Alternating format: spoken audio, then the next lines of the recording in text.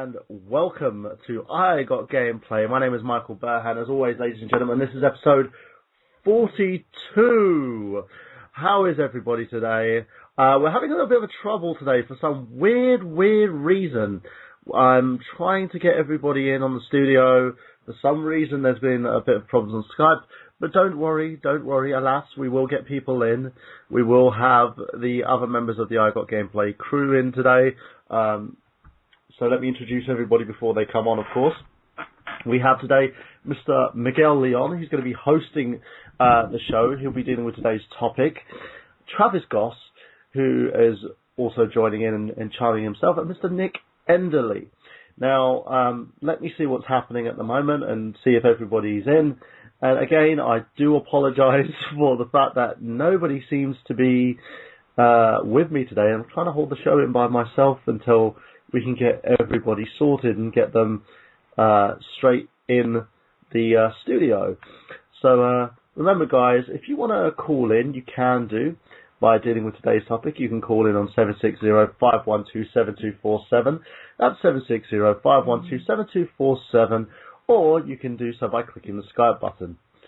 Now, let me see if I can just grab one of our hosts, because he seems to be lost, and see if we can get him in on the board. Let's get him in. Here we go.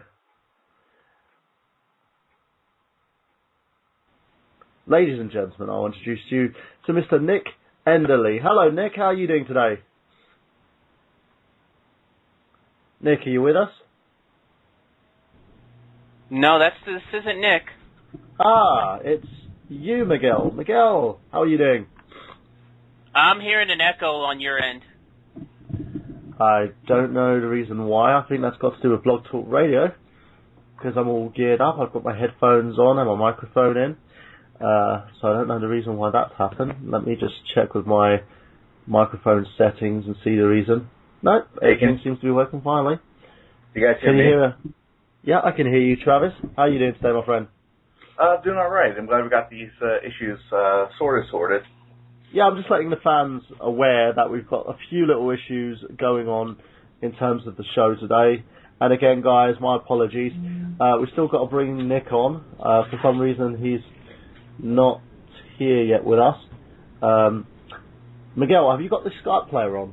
That could be the reason why. I've got Skype up. Yeah. That's probably why. No, I mean the player. Oh, yeah, that's why. Hold on, let me shut that off. Okay. All right. Yes, that was me. I apologize. All right, so is the show officially started? It has officially started, Miguel. So, what have you been up to today? Mostly, for the most part, just cleaning up around the house, getting my notes together for tonight's show. Just a normal, everyday Saturday for me. And you're excited to sort of be reviewing the material that you have today in terms of council games. I'm excited because there's tons of games that I really want to look into, but we're going to sort of mull over. But one of the most exciting ones that I've publicly talk about my longing for, the fact that Nintendo are very snippy about this game in general, because if you guys look at their terms and conditions policy on their site, they hate emulators. So that game is actually Star Fox 2, which was cancelled in mid-completion. It was very weird, that game. I understood the reason why Nintendo did it, and I understood the reason why they went through what their train of thought, their whole process was in determining that. But it's kind of weird as well at the same time. It's like a completely finished game. But we'll segue on that, and let's go into the one part of the show that we all know and love, of course. Let's go to the news, shall we? If I can find the tab button. I'm not on my game today. I'm totally not on my game. Here we go.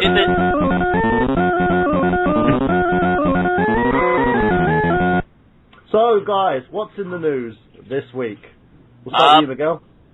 plenty, actually. In fact, I actually have about 6 articles that I want to talk about, so I kind of told the other guys if they didn't have anything, don't worry. I've got everything set up. Miguel becoming over-prepared. That's awesome. Do it. Well, you know what? You can never be too well prepared. So, the first article that I want to talk about this week is the Vita redesign. Sony is bringing out their first redesign of their PlayStation Vita handheld, similar to when they brought out the PSP Slim a couple of years ago. This one is going to have some new features to it and some taken out. Mostly, it's going to be 20% thinner and 15% lighter than the original one. And who just did that? I have no idea. I think we've got with us Nick. Nick, are you here? I'm here. I think you need to turn the player off, my friend. The Blog Talk player that you managed to access the show in from. Yeah, we heard this big whooshing noise as you started on. I was going to say, and live on location.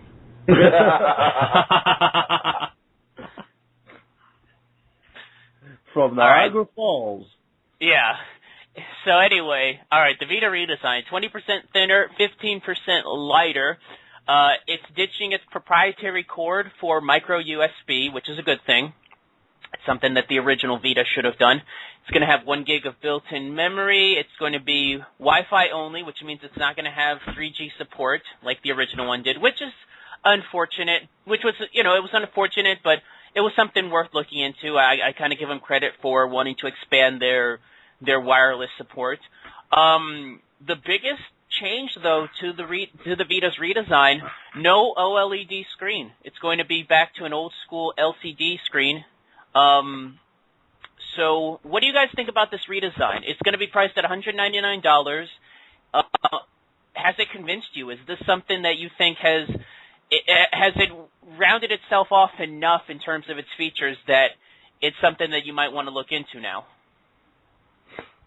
I probably would invest in one. I've been waiting for a price drop for some time, and it's great that they've redesigned the unit. The only thing I just really hope they would do is start pushing out some more games, quality games at that. So, and there's going to be integration with that with the PS4 and everything. So I'm actually kind of excited about this new unit, newer unit. You know what I'm more excited about? What's that? PS Vita TV. Oh, See, yeah, baby. Hold on hold on. I got to give you credit, Burhan. You've done a great little segue there, because that was actually going to be the next article I was going to go into. So, props to you there, sir. Yeah, as Burhan alluded to, the next big announcement, the next big article is PS Vita TV, which is seemingly Sony's attempt at their own little multimedia, little trinket box that seems to be the new fad nowadays. It's basically going to be a box that you plug into your TV, and it's going to allow you to play PS Vita games, PSP games, and even let you remote play PS4 games. Essentially, as the name implies, it's going to be a PS Vita that you hook up to your TV. And it's also going to have access to multimedia features such as Netflix and all the other apps that they have available for the PS Vita. Yeah, as I said, it's an amazing concept. It's with the handheld, because the PS Vita, the new release that they're doing is cheaper, plus the PS Vita TV as well. You could literally buy both of those. Say, like, if you want to play your games on the television, then you can take them and go portably out by yourself to do whatever you like. And as I've always stated, I'm a big fan of toilet gaming, so I can literally just go on the John and play some PS Vita. So I've got 2 options now with this console, which I think Sony has done the smart way. It's like when we were all sitting there and we got trolled by that 1DS advert, by that person claiming to be part of Nintendo. It was an amazing little troll. It was awesome. And most of us want that. Most people want to have their 3DS, the luxury of having it connected to their television.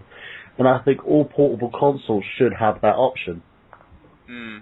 I'm kind of on the fence with this. It's an interesting idea. I think it should be a feature built into the actual PS4. I'm sure it's going to be. I think having this little box on the outside to give you that opportunity, and keep in mind, this has only been announced for Japan, so we don't even know if it's going to have a U.S. or EU release. But I think it's an interesting idea.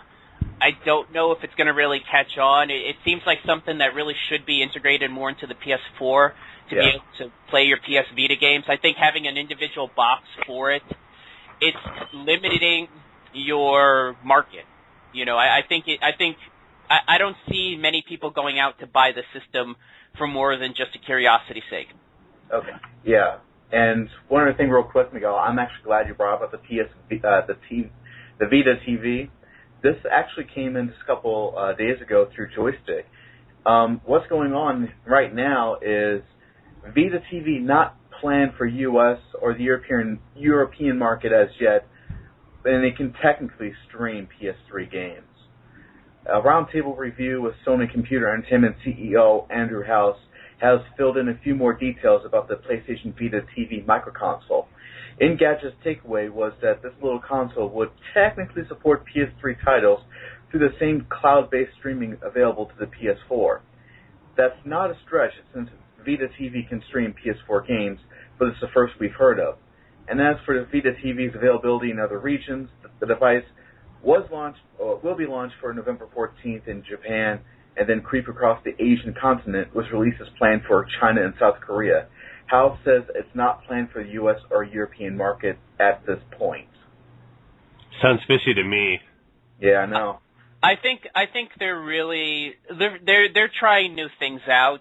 That's why I don't think this is ever going to come over to the U.S. market. I think this is just going to be just a little test run thing. Like I said, I don't see much of a market for this thing. You know, I'm sure if it's a feature that's going to be demanded, it's going to be worked into the PS4 somehow. But what I want to know is if they're not releasing it right now because technically the Vita is doing terribly when you compare it to the 3DS. So I wonder if that has something to do with it. I think the Vita, to be honest, I think the Vita came out too soon. I think if they'd have released it around the time the PS4's release and really combo marketed that as kind of, hey, we've got this new handheld coming out and it's going to be able to work with this new console, and kind of co-market both of those together, I think it probably would have a much stronger outing.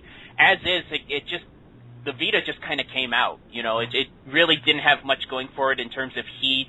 It really hasn't had its killer apps yet. I mean, it's doing fine, especially compared to, well, I'm not even going to say compared to the PSP, because the PSP started off pretty hot when it first started and then kind of leveled out. But, I mean, we'll see. I mean, like I said, the redesign's out. The redesign actually is kind of attractive. Like, I've never I've never had the urge to get the PS Vita, but after seeing this new redesign, maybe. I'm a lot closer to getting one than not, let's just say. Sounds fair. All right. Our next article is going to be the Ouya Free the Games Fund controversy. Have any of you guys heard of this? No, I haven't. All right. Basically, the Free the Games Fund is a it's this fund that the Ouya corporation, the Ouya company, has started. You guys know the Ouya, right? It's that new Android console. Yeah. Basically, it's a kind of fund that they did to spur exclusivity for their handheld. Basically, what happens is if you're a developer and you're making an indie game through Kickstarter, like if you're getting funding through that, if you pledge to be a part of the Free the Games Fund, if your game makes $50,000 or more, Ouya will fund the game themselves, provided you promise them exclusivity, where it can only be played on the Ouya.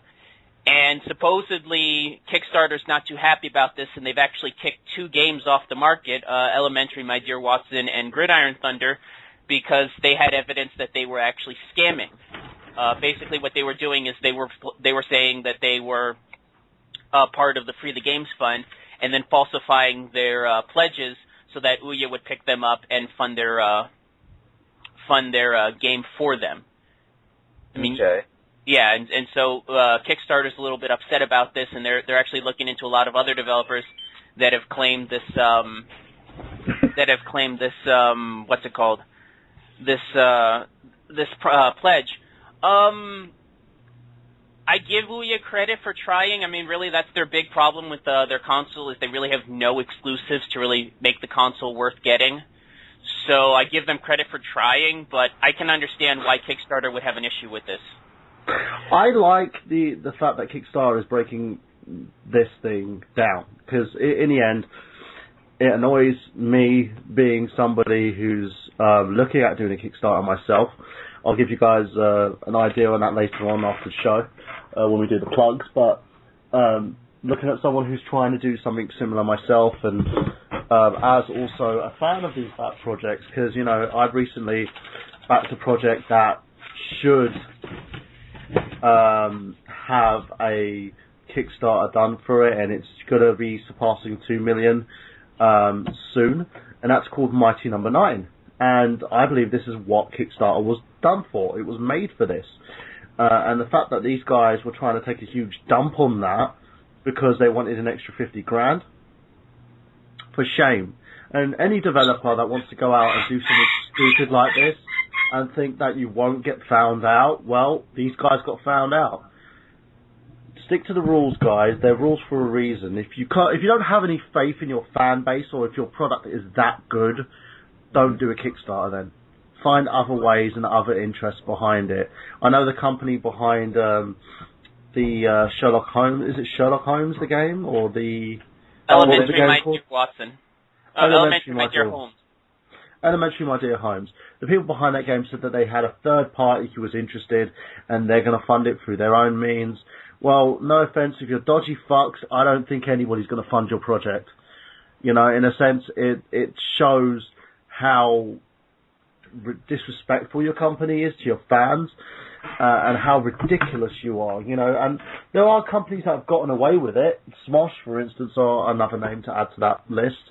Anita Sarkeesian got 150 grand off people for doing YouTube videos. You know, I wish I could get... what would you do with 150 grand for YouTube videos, Miguel? I bet you'd be sitting pretty. Most of it would actually go towards paying off all my student loans. So I'd probably have any money left after that. But would you be honest with people about it? Would you use unscrupulous means to get your funding from Kickstarter? You know what?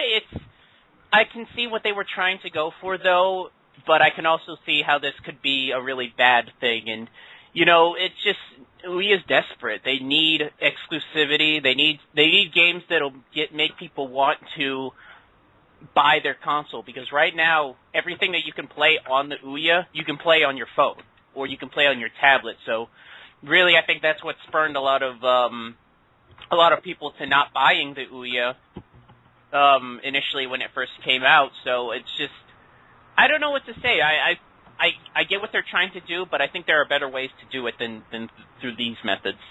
Hey, it outsold the Xbox One in Canada, so I don't know what people's problem is. I actually have a follow-up about Gridiron Thunder. Go for it. Okay. Let's see, Gridiron Thunder to launch September 30th. And on Ouya, Mogo TXT CEO Andrew One told Joystick, the football game recently received $171,009 on Kickstarter from just 183 backers, raising questions among the crowdfunding community. One denied any ongoing scrutiny over the project. Quote, Kickstarter conducted a full investigation and found nothing wrong with our campaign. This is conclusive, and our campaign came to a successful close last Sunday, One said. I've answered the same question many times, and I have nothing more to add. There is nothing left to discuss. Gridiron Thunder is part of Ouya's Free the Game's Fund. We've already discussed that. Designed by the console manufacturer to stimulate Ouya development by matching funds raised from Kickstarter community of at least 50 grand. And, yeah. So it looks like it's coming out.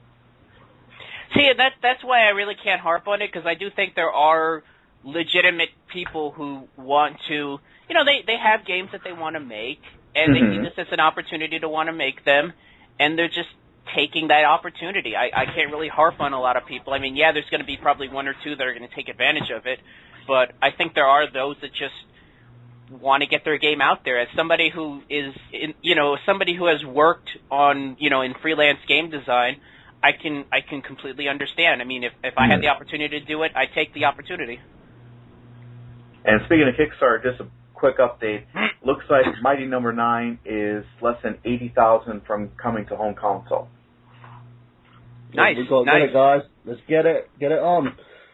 If you can spare a few bit more change, then get on there. I know I'm going to be spending my $60 on this, and I'm going to be getting my home console version of Mighty Number 9. This game is awesome, and for those of you looking for a Mega Man sequel, there you go. Speaking of Mighty Number 9, Miguel, do you have anything about Capcom in your news? No, I didn't really see anything as far as anything popping out as far as Capcom. I'm guessing you've got something in particular? Yeah, I've got something that was reported by Alpha Omega Sin. It was also reported by various news outlets, including IGN. Capcom only has 152 million in the bank. Oh, shit. Yeah, They're a game nuts. developer that's literally been churning out loads of games, sequels, and has tons of core titles, and this core titles that should be making the company billions only have 152 million in the bank. And they only started 30 years ago. They've been screwing themselves all along. That's why they don't have this much money. Go for it, Nick. Why do you think that, Nick? It's the fact that I think they've really been screwing over the fans, and it's like a lot of people have been pointing out. They're not making complete games. They've been having a lot of DLC where people want a complete game, and not only that, but by alienating yourself from your fan base, they're not going to be buying your games brand new. They're going to be buying the games used. That takes away money from you as well.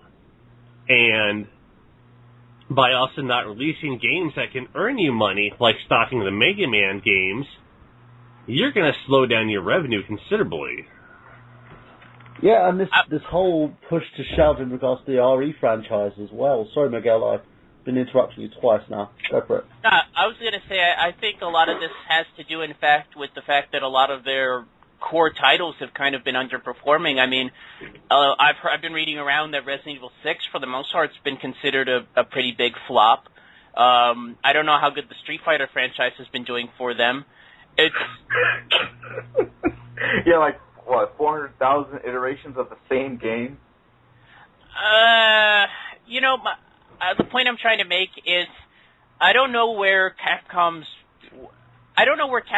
big heat is coming from. Like what's their big franchise that's so far keeping them going? I mean, Capcom to me has always been a very niche company. They're a very Japanese company, and maybe that's starting to finally bite them in the back in terms of not being able to cross over Western boundaries. At least as easy as they used to. It would be unfortunate. I mean, we've lost so many great companies that have started in the old days of video gaming. Stuff like Midway and THQ to an extent. I'd really hate to see Capcom go that way as well. It would really be unfortunate. I do think you're right. No, go on, Nick. Sorry. I do think you're right what you said about because they're a very Japanese company. There was an article where they were talking about Japanese games, and I'm trying to remember which of the magazines it was in, where they said that the market in Japan has gotten so stagnant because they just keep releasing games underneath all these different titles. Like, if you look at Monster Hunter, it's very big over in Japan, versus here you don't see that as much. Street Fighter, like that was mentioned, you have all these different versions, and if you don't allow yourself to release a new game, something that people will really play and get into, then you are hurting yourself. Yeah, no, I agree, because they haven't got any new core titles out there. They haven't got any main franchises that they can literally sit there and say, hey, check this out, guys, or left anybody sort of chomping at the bit, so to speak, wanting to actually purchase these. They've got the 7 millionth Street Fighter edition, for Street Fighter 4. They're sending games in bits and pieces. They're not sending games appropriately. They're not like with Ajua's Wrath, which was another one which Angry Joe reported, and this was around about a year ago, I think. They sent the game up with the ending and then released DLC saying, no, that's not the ending. This is the true ending. So if you want the full game experience, you've got to buy this DLC. Oh, yeah, that's bullshit. Well, that's a new practice that's really upsetting. I'm more upset about EA doing that with Mass Effect than anything else. Yeah, but with EA, they made a very bold promise, you know. Oh yeah, that backfired on them significantly. Yeah, and the thing that bugs me about the whole situation is Capcom are not new. I'm not saying EA are new, but Capcom are not new. Capcom know what their fans want. Capcom has Capcom Unity, which is they sell merchandise and stuff through there as well. They know people want a brand new Mega Man game. So what do you do when people want a brand new Mega Man game? Let's cancel every Mega Man title that we're going to be releasing because we're Capcom and that's what we do. Oh, we want a return to the old Resident Evil titles? Let's release a title that's basically a shooter because that's what we do.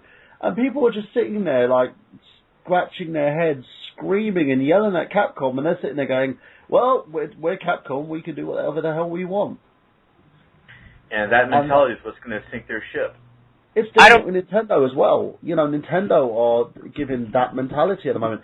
I've got to basically give a shout out to the company for Pokemon Rumble U, the game that's supposed to be their version of Skylanders. The figures are fine. They're nice little figures. You could buy them for £3.99 in stores at the moment. But the game itself is subpar. It's ridiculous. It's they've got a downloadable game that is not even fit for the 3DS. And I completed this game within 2 hours. See, I had an idea kind of like that with the whole figure thing and the NFC control and things like that. I had an idea just like that with Pokemon. It was kind of based off of, you know how in Pokemon Stadium they have those rental Pokemon that you can use? Yeah. I was thinking about doing something like that where you buy a figure, you use it for the game, and it has its own little preset moves, and you can use it to fight against other people, and you can even level up your figure with little mini games and stuff. Like, I had something like that thought out in my head, and when I saw the picture you posted up, I'm like, they actually did it. I was actually surprised. They did, but they didn't promote it. And the reason why they didn't promote it was because the game is subpar. I was actually thinking of doing a playthrough of it, but I know Nintendo will probably try and shut me down because of it. You know, and it's just dirty damn shame. This game isn't worthy. It's like my youngest son, my 2-year-old son, could play this game and complete it. There's no directions. You can play up to 4 players.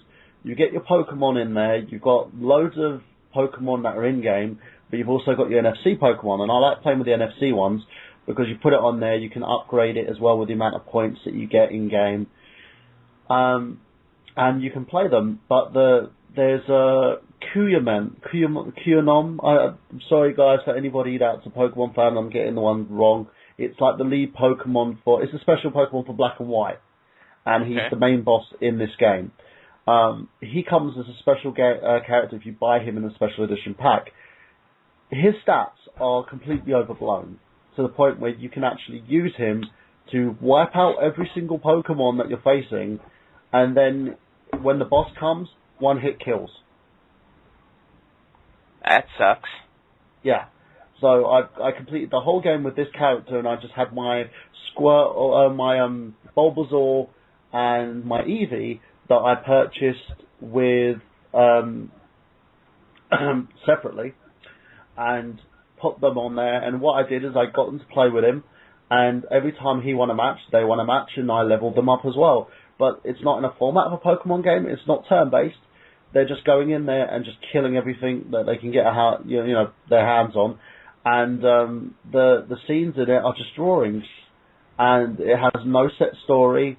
It goes from level to level to level to level to level until you get to the final part, and that's it. And it's not it's priced at $20, so you can't really complain that much. If you buy the game itself online, it's $13.99. But the standard that Nintendo was setting themselves with this game was ridiculous. They had a Pokemon Direct. They never mentioned this game in the Pokemon Direct. They had a slew of other ways they could have promoted this game, and they didn't. They just threw it out there, and apparently the NFC figures, you're only going to have one set of figures, which are on the poster to collect, and they're not doing any more. And it's ridiculous. They've taken a cash cow, and they've just thrown it down the toilet for some weird reason, and I don't know why. I mean, you know, even if you just basically copied elements from Pokemon Stadium, like, you could have easily just mimicked the Gym Leader Castle portion of that and made it its own game with those figures, and that would have easily been great. I'd have bought that, you know. And like you said, I mean, and like you said, I mean, a cash cow like that in terms of the figures, I mean, Skylanders and the new Disney Infinity games have proven that there's a market for that kind of game. You know, if you Disney really Infinity, since its release, the figures alone have netted the company $150 million, and it's climbing.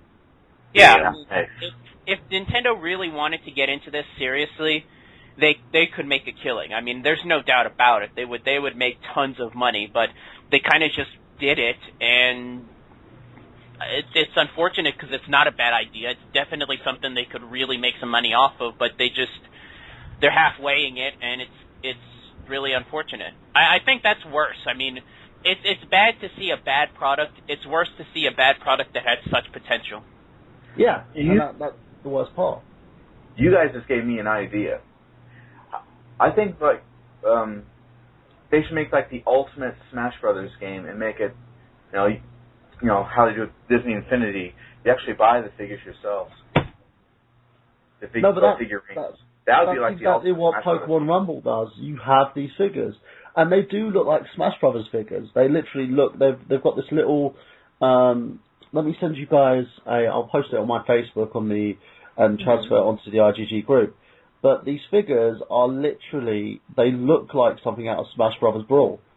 And the fact is, they could have done an MMO and inserted these figures in a starter Pokemon.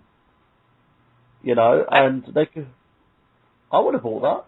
I don't know about an MMO. I think if they're going to do something like that, they need to really go in, because that's a whole like bigger picture thing. I'm thinking in terms of like a small little downloadable game, like what they were thinking of doing with Rumble U. I think you could do that with the NFC figures and make your money on that. In terms of an MMO, that's an actual full-length game project. That's something you. Well, they could have done something similar to Pokemon XD as well, which was on the GameCube. That didn't take much effort to do, and it was just literally mirroring the Game Boy game. I've always wondered why there was such an impetus in terms of why they're so resistant to give us a full-length Pokemon game for the consoles. I mean, that should have been something that should have been brought out back in the N64 days.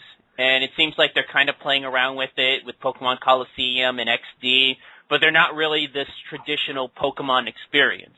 That's what we want. We want to be able to play Pokemon on the big screen, you know, full-length HD graphics, things like that. And for years, they've just been really hesitant about this. I mean, I just saw the trailers for X and Y.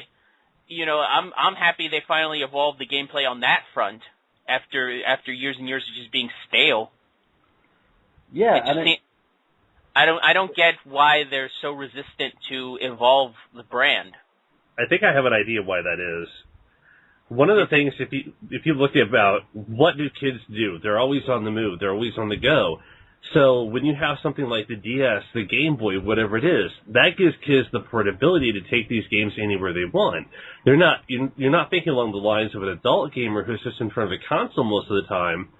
They're aiming it for the kids, and I think that's one of the big reasons why they don't focus on the console, because you have that idea that kids are going to want to play this game anywhere because it can be addicting in a way, and they have the ability to play it anytime, connect another system with their friends, and it makes more sense. Also, look at the name. It's Pokemon. It's short for Pocket Monsters. Exactly. Yeah, and it bugs me though, the fact that they're just not promoting this, and it's at the end of the day, it's up to the parents to manage their children. If you buy it for your kids, I was literally, when I was in my local game store, I was like, buy this for your kids. It is awesome. These figures look awesome. It's a cheaper version of Skylanders, and parents are like, I don't know, it hasn't been promoted, and I don't think I'd want to buy it for my kids because they want Skylanders, and they're obsessed with the brand, and they buy like about 70 to 80% of those figures brand new, you know, and I try to buy as many brand new as I can, but the majority of them I buy pre-owned. And because I'm scrambling to collect as many of these figures as I can so that my little ones get the whole experience, you know, and with these figures, it does give you a benefit in the game as well. You get an added bonus because you can be able to destroy bosses with them. The more you have, the more lives you have, so to speak. So if you have like all 40, you have like 40 lives. Because if one dies, you put another one on the podium, you know. And the fact that they had this built in to the controller, the tablet, was awesome. I liked it, you know. Placing the character on there and leveling the character up and taking the character away afterwards.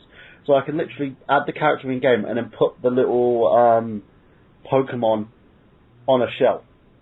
So it means that the kids don't break it. Yeah, and that's great for me because I've always had trouble with games like Disney Infinity, for instance. The kids left theirs on the podium. My son came in and just broke the head off one of them. You know, and as someone who pays like $60 for these sort of things, you'd be pissed. So I like that aspect of it, but I just think the game itself was so subpar. And it's extremely simple. It's literally, it says 7 years on the box. You could give a 2-year-old this game now and they could clock it.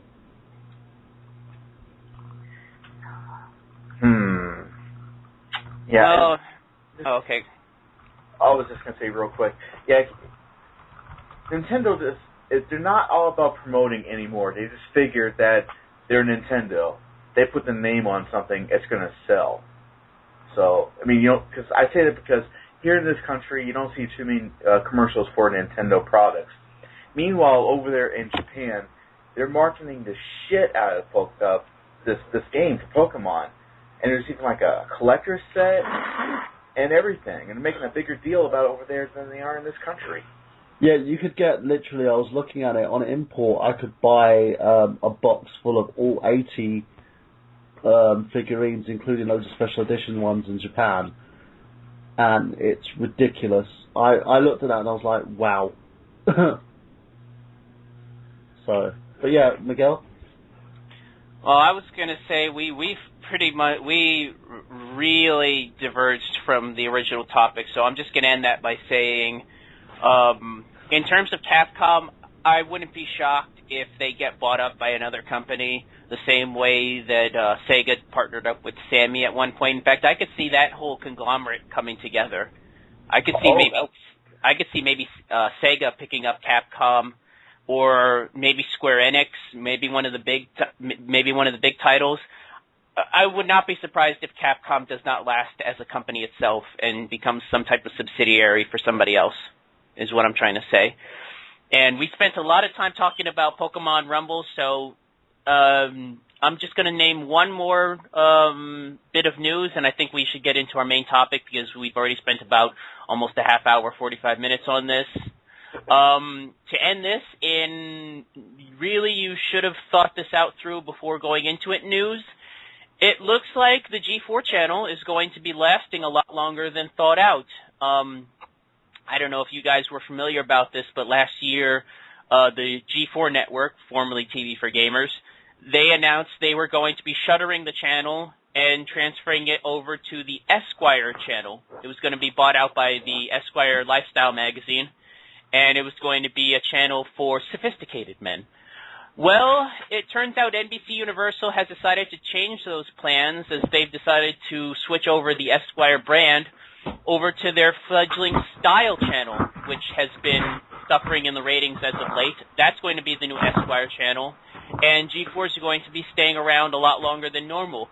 Unfortunately, this doesn't mean that all their shows that they canceled, mainly Attack of the Show and X-Play, they recently canceled, will be returning, as NBC Universal are happy with the ratings they're getting now, just being a channel devoted to syndicated new TV shows and old movies. So basically, it's got nothing to do with it apart from the G4 name. Yeah. You know, I wanted to end on this because G4 has a special place in my heart. I started watching G4 when I started getting to high school. I started actually when it was Tech TV first, and then when G4 merged over with Tech TV, that's when I really became a fan of theirs.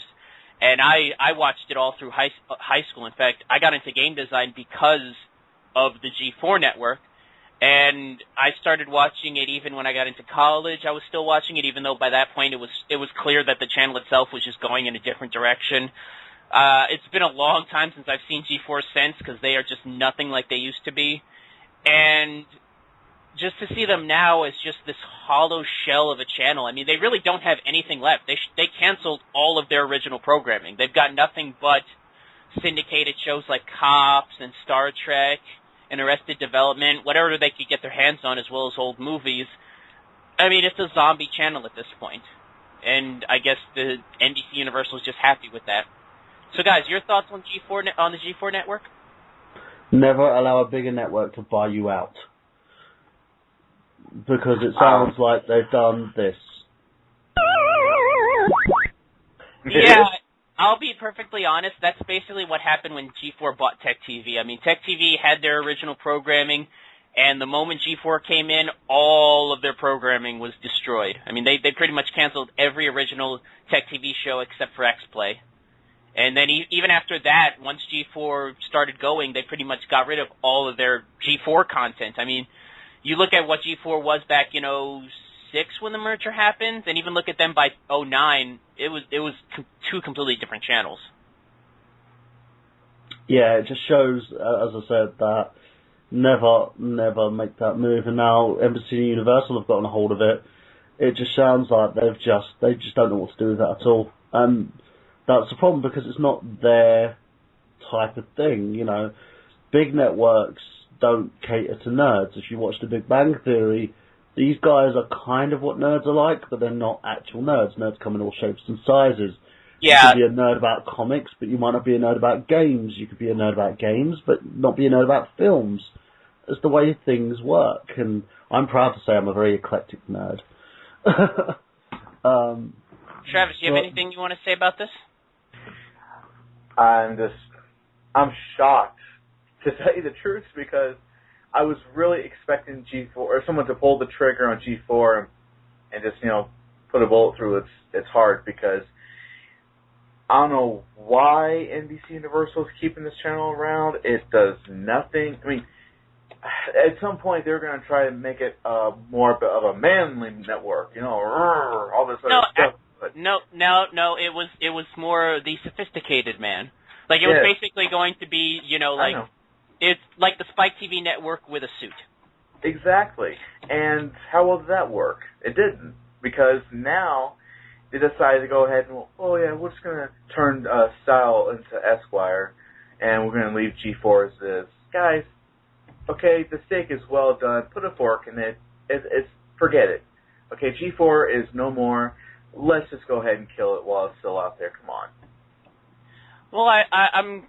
There's not much else I can say, but I will say this: there were other companies that were planning on buying the G4 channel before this, so I'm thinking they're probably leaving it open for that regard. And I could think of a certain executive at Titan Towers that's been wanting to get a channel off the ground. He was interested in buying G4 at one point. Maybe pick up the phone and call NBC Universal, call his hookup, Body Hammer over there, maybe? Who knows? Yeah, well, to segue from making this a wrestling show, you know what? As far as I'm concerned, G4 TV is dead and buried. What it was is dead and buried, basically.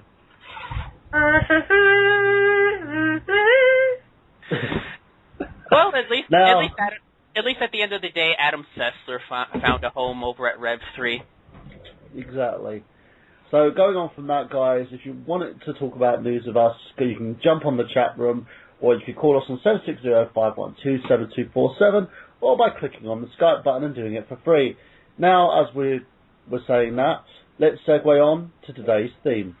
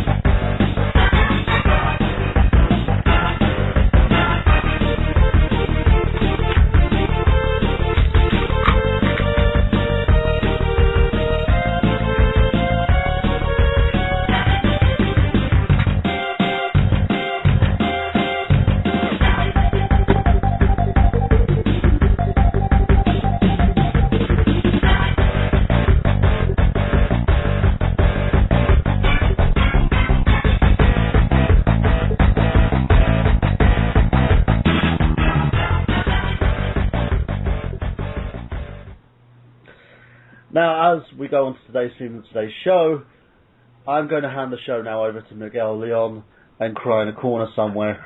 I'll still be around contributing, ladies and gents, but I think this man has earned his medal as being today's host. So, Miguel, take it away. All right, and tonight's topic is going to be on canceled video games, games that were planned, were thought out, some were even finished, and then for whatever reason, somewhere down the line, just disappeared from the face of the earth, never to be seen again. And we're going to talk about all those. We're going to talk about the who's, the what's, and the why's. But before we go into that, I just want to go around the horn and get you guys' thoughts on this topic. Travis, let's start with you. Are there any games off the top of your head that you can think of, and try not to go too far into detail in case they're on my list, any games you've followed over the course of your life that you were really excited about, you were really anticipating this game coming out, and for whatever reason, it just never saw the light of day?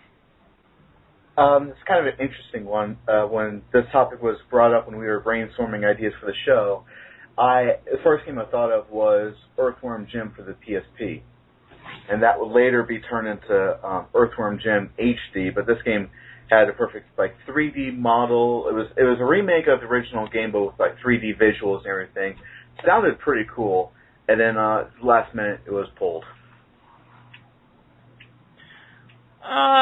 Was it ever actually released for the so it was originally supposed to be for the PSP, and then they moved it over to the main console, you're trying to say?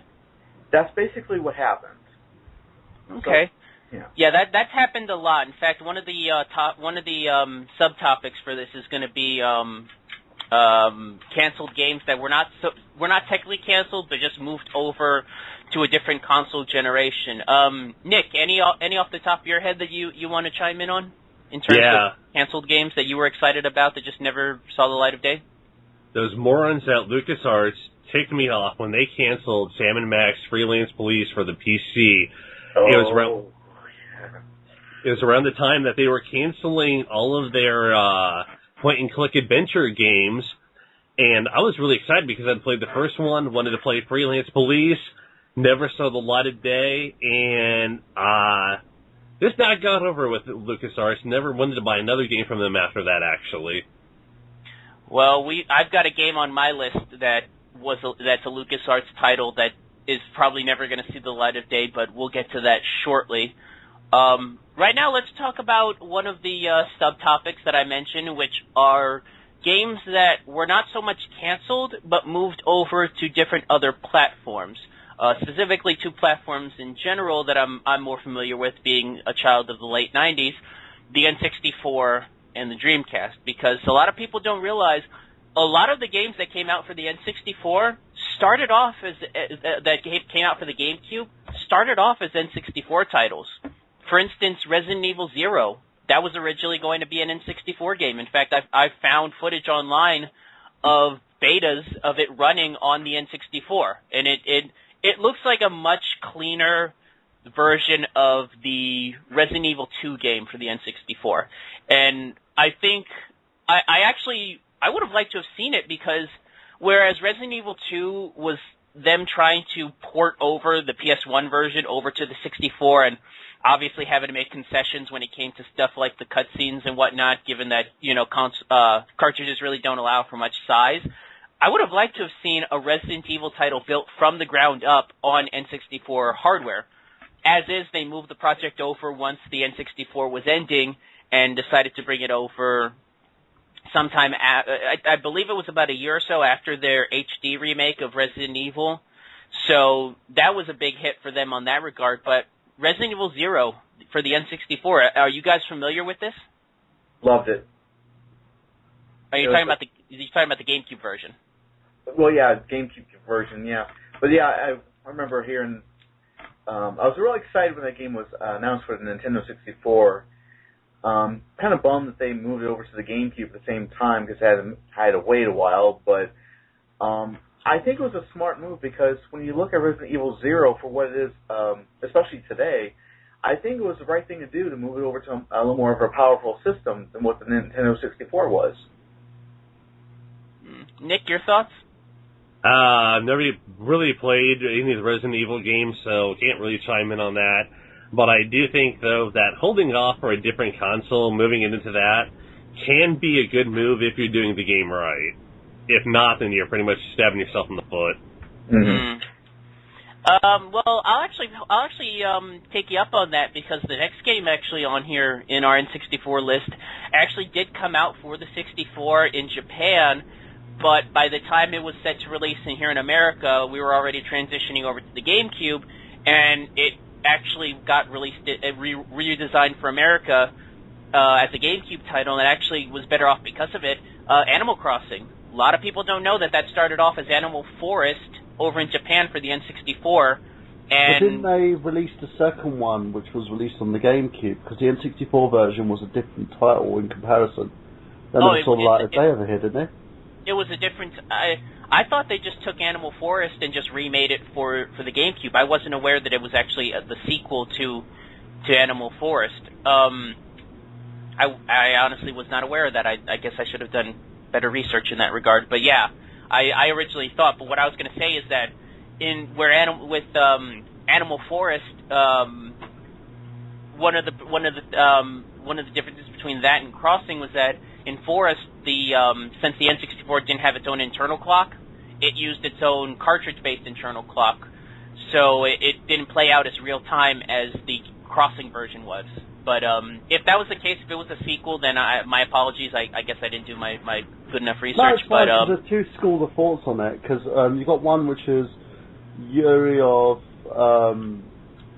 Wind was going on about that. Apparently they were different games, but there's other school of thoughts, because there are other articles out there and wikis that state that the N64 version and the GameCube version were pretty much the same game. But from what I'm hearing, I'm going by Yuri of Wind's version, which is the GameCube version was actually the second one to the Animal Crossing franchise over in Japan, so their second title was our first. Okay. If that makes sense. It's like the Road Warrior versus Mad Max. Their second title is our first in that regard. Yeah, pretty much, and it's one of those things where I have an issue with it. I think it's awesome. In a sense, it's a great game, very highly addictive. But I wouldn't have minded seeing the Japanese version and seeing what they had. Apparently, it was very limited, in a sense. It was one of those games pretty similar to like Pokemon, where if it didn't work out, it probably wouldn't have worked out. We've got a caller. We have Xander Skullion from the XS Gaming Podcast, who's calling into the show, wants to pop his 2 cents in there, so let's bring him in. Xander, you are on I Got Games. Hey, what's up, guys? Not much. I'm pretty good. I'm sitting here in my corner, just like feeling ill, while Miguel is leading the charge here on Cancelled Games. He's helming the show for today. He's taking over, aren't you, Miguel? Well, I'm just kind of just leading the way. You're really going to be the invisible hand of God, kind of, making sure things are all, making sure I don't screw up in terms of the production on here. So you're kind of in charge. I'm just the pretty face. Yeah, of course. But we're currently talking like Animal Crossing, the fact that we're discussing the N64 version that came out in Japan, never came out sort of light of day in the United States or Europe, and we're talking about how basically that game was the blueprint, moving on to the next Animal Crossing games, which started from the GameCube onwards.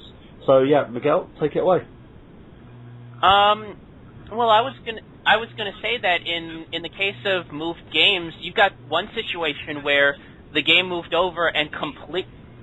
I'm guessing the caller. I think you have the player on right now because I'm hearing myself echo kind of. Xander, do you have a player on the background? Yeah, you might want to. I don't think so. Let me just close it out real quick. Yeah, no worries. All right, how about that? Yeah, I was hearing myself echo, and that's not a good thing. In the case of the game I'm about to mention, you've got a situation where the whole game takes on a completely new dynamic as it's moved over, like Dinosaur Planet. That was originally going to be an N64 title, and it was going to be its own thing. It was going to be its own title, and I believe we talked about this before on a previous episode, where it was originally going to come out as Dinosaur Planet. It was a Rare title, and Miyamoto had seen a beta of the game and saw that one of the main characters looked like one of the characters from the Star Fox universe. And so he suggested that maybe changing the game over to a Star Fox game instead, and you don't say no to Miyamoto. He's Miyamoto, for God's sakes. So what originally started off as Dinosaur Planet on the N64 was later moved over to the GameCube as Star Fox Adventures, which I've heard it's a good game. I've heard it's a mediocre game. I've heard all sorts of things about it, so I wouldn't know. Anybody got any thoughts on this game? I used to have a copy of it, and I had very mixed feelings about the game because I'll tell you, if this game was named anything besides Star Fox, it probably wouldn't have done any kind of business because it was just kind of meh at best. But I think it would, because you got to keep in mind this is Rare. This is Rare we're talking about. This would have come out in 2002. This would have been a year out off of their success with Conker's Bad Fur Day. I think the fact that it's Rare and the fact that it would have been a platformer, probably with enough good marketing, probably would have broke even at least. I don't know if it would have been a hit, but it would have made them money. I don't think it would have been a huge flop. Honestly, I think the biggest problem is the fact that it is a Star Fox title. I think the Star Fox name hinders it because when you buy a game that's called Star Fox Adventures, you think of R-Wing flying, and the game it's a platformer. Yeah, that's the biggest thing. Yeah, I see it from your point of view. That's a good point. Nick, you got anything you want to chime in on?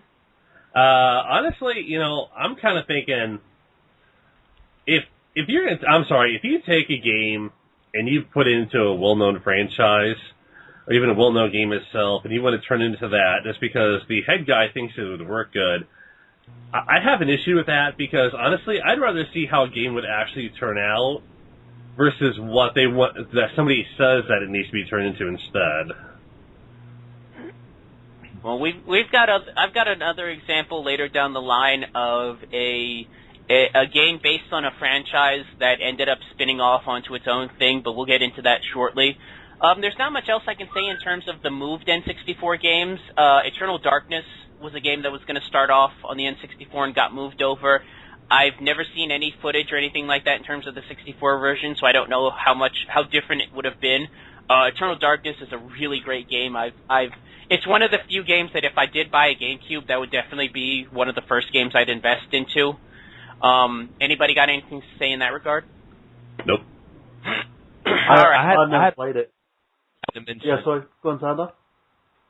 I didn't know if you guys had already mentioned about the N64 games being moved to the GameCube, but If I'm not mistaken, wasn't Metroid Prime at one point going to be an N64 game? I believe so, but I don't think they released anything in terms of footage or pictures or anything like that. I think it was still early in development. I don't think they really kicked into the development of that until the GameCube era. Because I really don't remember seeing anything in terms of Metroid on the 64. I had heard of it, but I had never seen anything. I just remember seeing pictures. I'm sort of like shuffling, trying to get in as well. According to Yuri of Wind, it was actually, and it wasn't going to be a first-person shooter as well. It was going to be more sort of platform-based. But again, it was sort of the GameCube was sort of fresh in everybody's minds. It was a new console, so as Miyamoto does, if one console's winding down and a new one's going to be starting up, they kind of transfer all their gems, so to speak, onto the new console to help it rise, so to speak, and give it a bit of success. So that's probably the reason why. And I think, as well with some of these games, they have beta testers, so they give them a beta stage, and before they move on to the alpha, they'll just say, you know what, no, we'll scrap that and let's move it onto this console instead.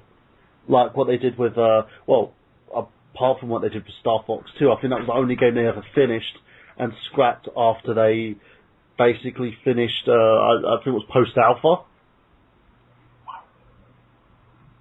What, with Star Fox? Yeah, that was kind of like, I was going to say, kind of like what happened with Killer Instinct.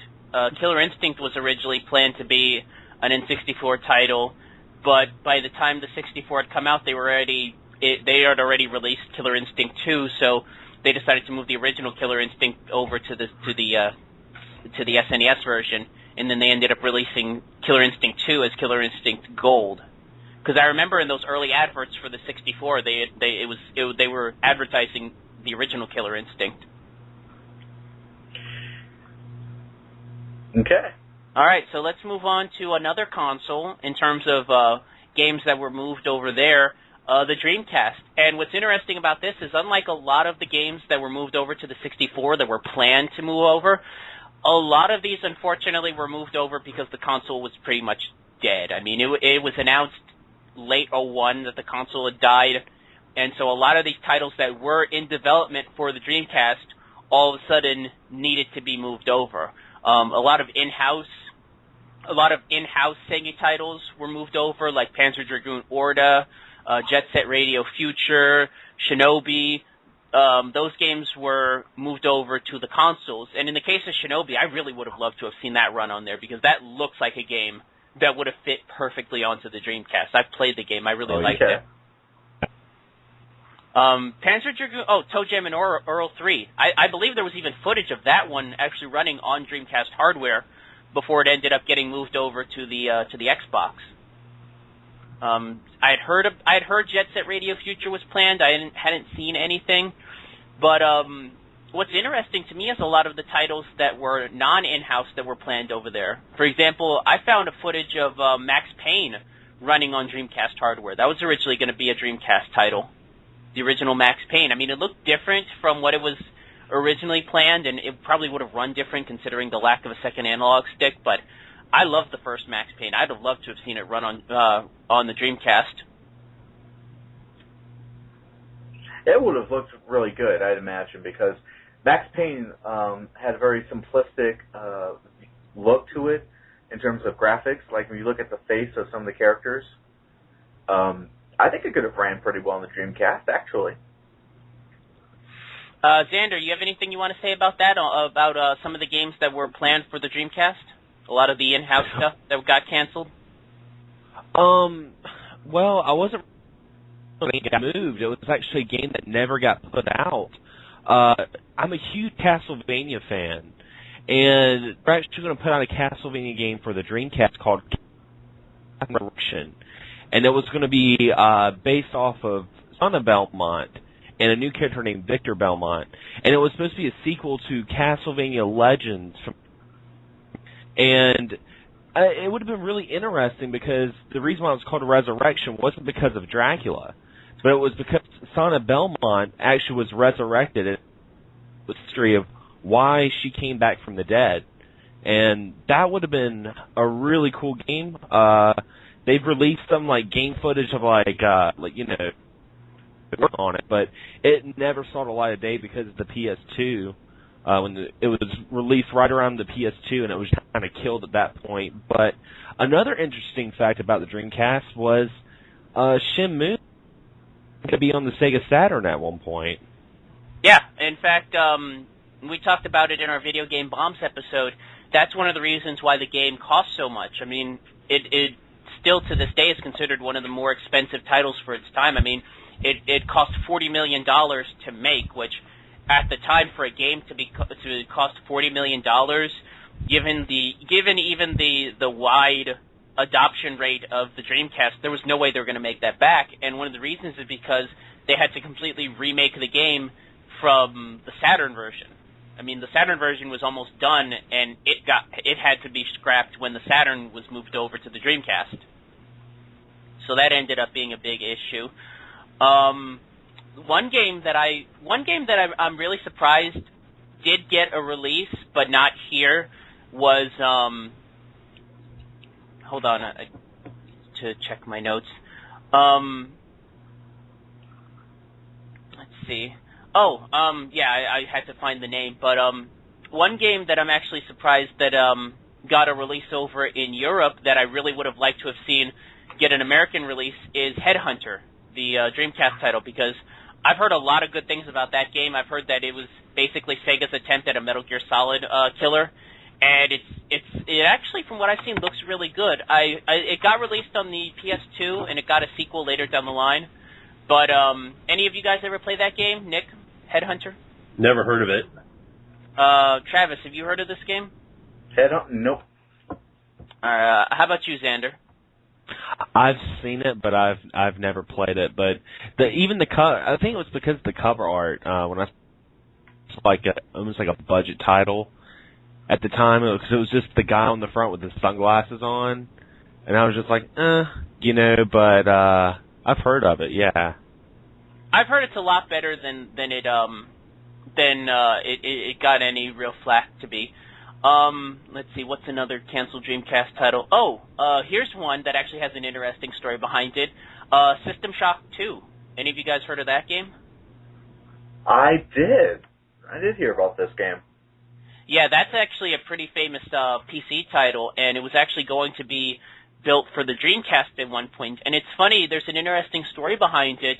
No one had actually heard that this game was actually in development, and what ended up happening was years later, some guy bought one of those Dreamcast dev kits. Basically, it's basically looks like a computer, but it's got a GD-ROM and 4 Dreamcast ports in front of it.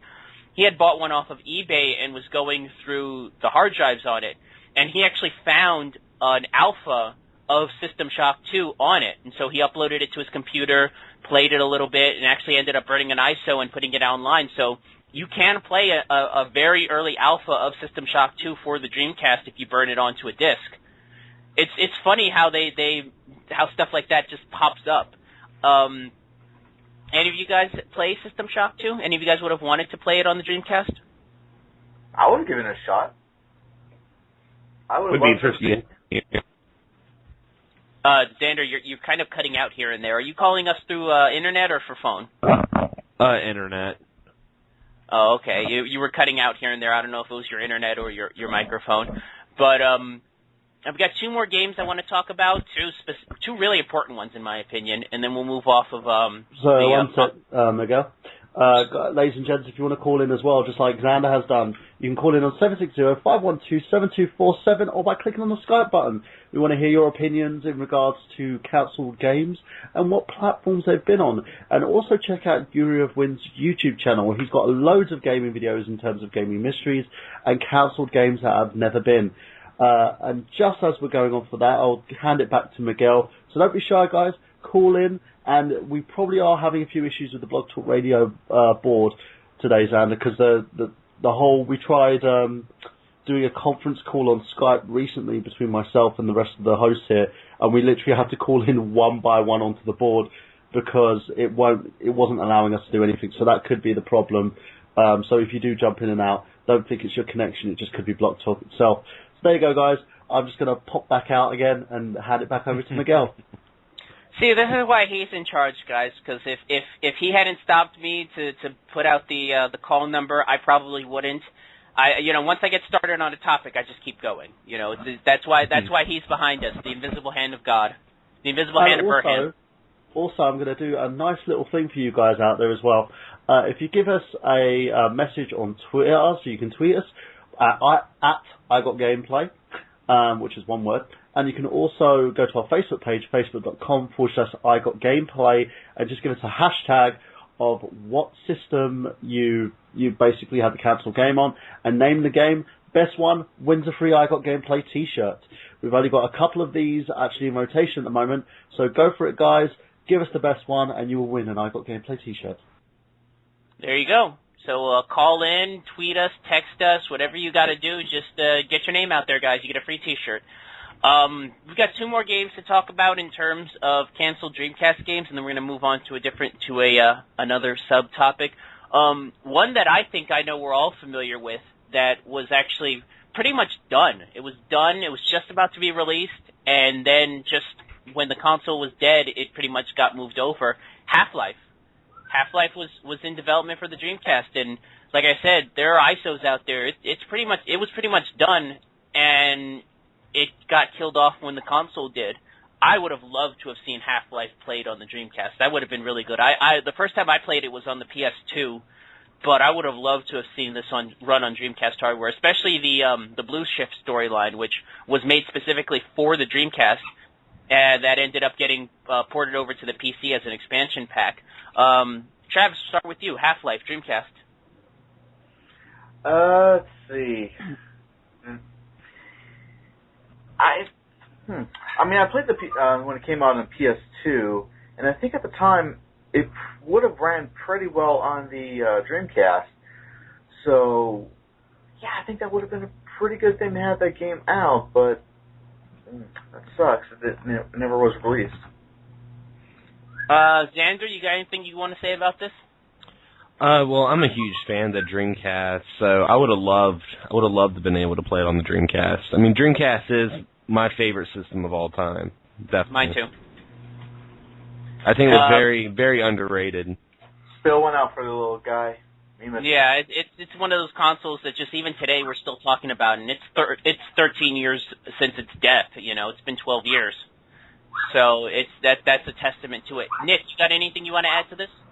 I've never played Half-Life. I've only watched the game being played, but I think it would be interesting to see how the game is at least played on a different platform.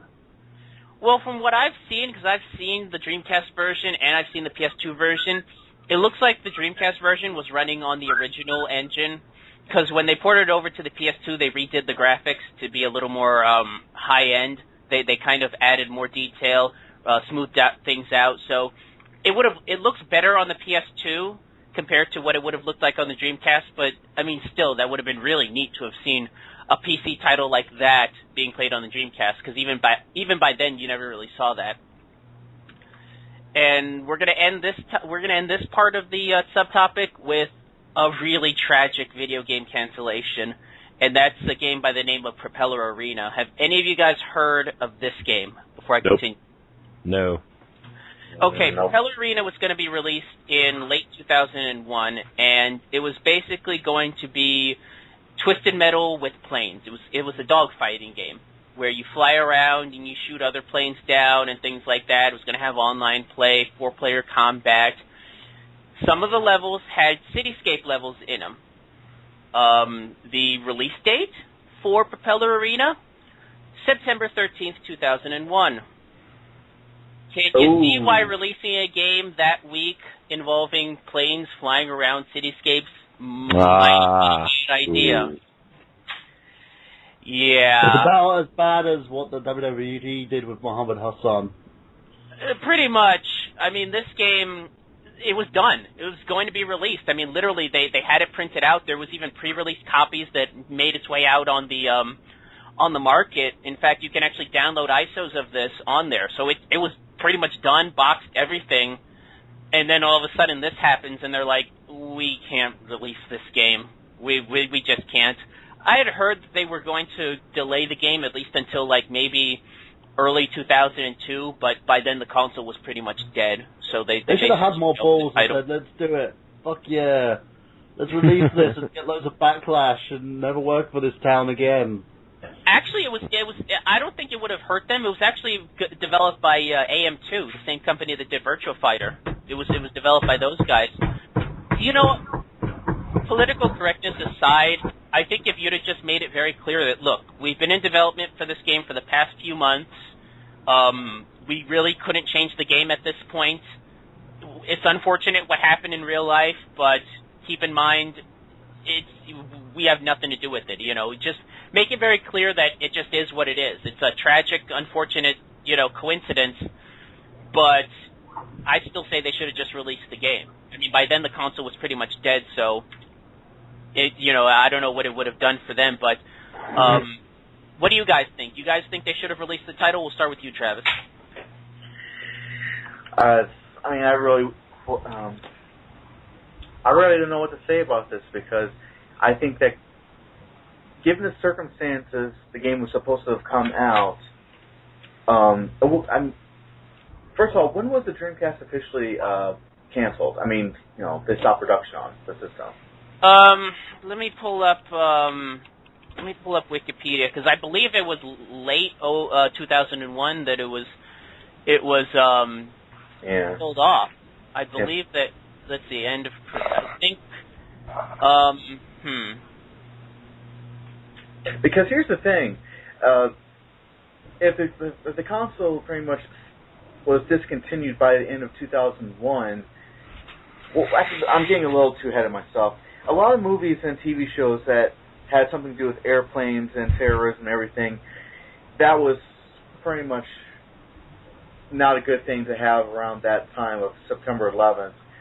A lot of them, they just waited like a month or so to release whatever movie, or to even push it to the next year.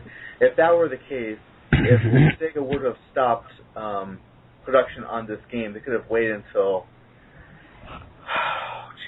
like another 6 months at least, and they could have come out on a PS2 or something. But that is pretty sad. It's got us, we're pretty butthurt about it. Nigger, there you go. Yeah. It looks like, according to their Wikipedia page, the last release for a game for the Dreamcast was actually February 2002. It was NHL 2K2.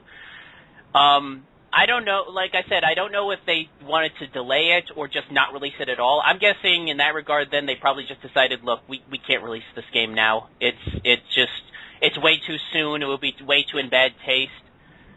Like I said, it's unfortunate that had to be the case. Personally, like I said, if by this point the console was already out of production. I think it says here it was January 2001, they said they were discontinuing production of the Dreamcast. So I would have done it. I'd have been like, look, it's probably going to get us bad publicity, but who's buying a Dreamcast at this point? Let's just get the game out there.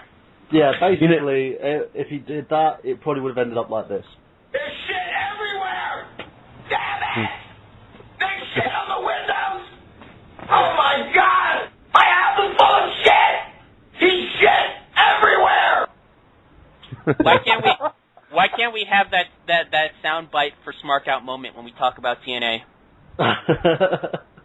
I'm just saying, but yeah, it's unfortunate, and we're gonna move off of the console games canceled to games that were canceled originally and then released later down the line in different forms. These were games that had a different start, and by the time they got to their end product, it was long past due, and the games really looked different than they seemed. And the first one is actually a game that wasn't really changed too much in terms of its gameplay, but True Crime Hong Kong. Do you guys remember reading up on this game?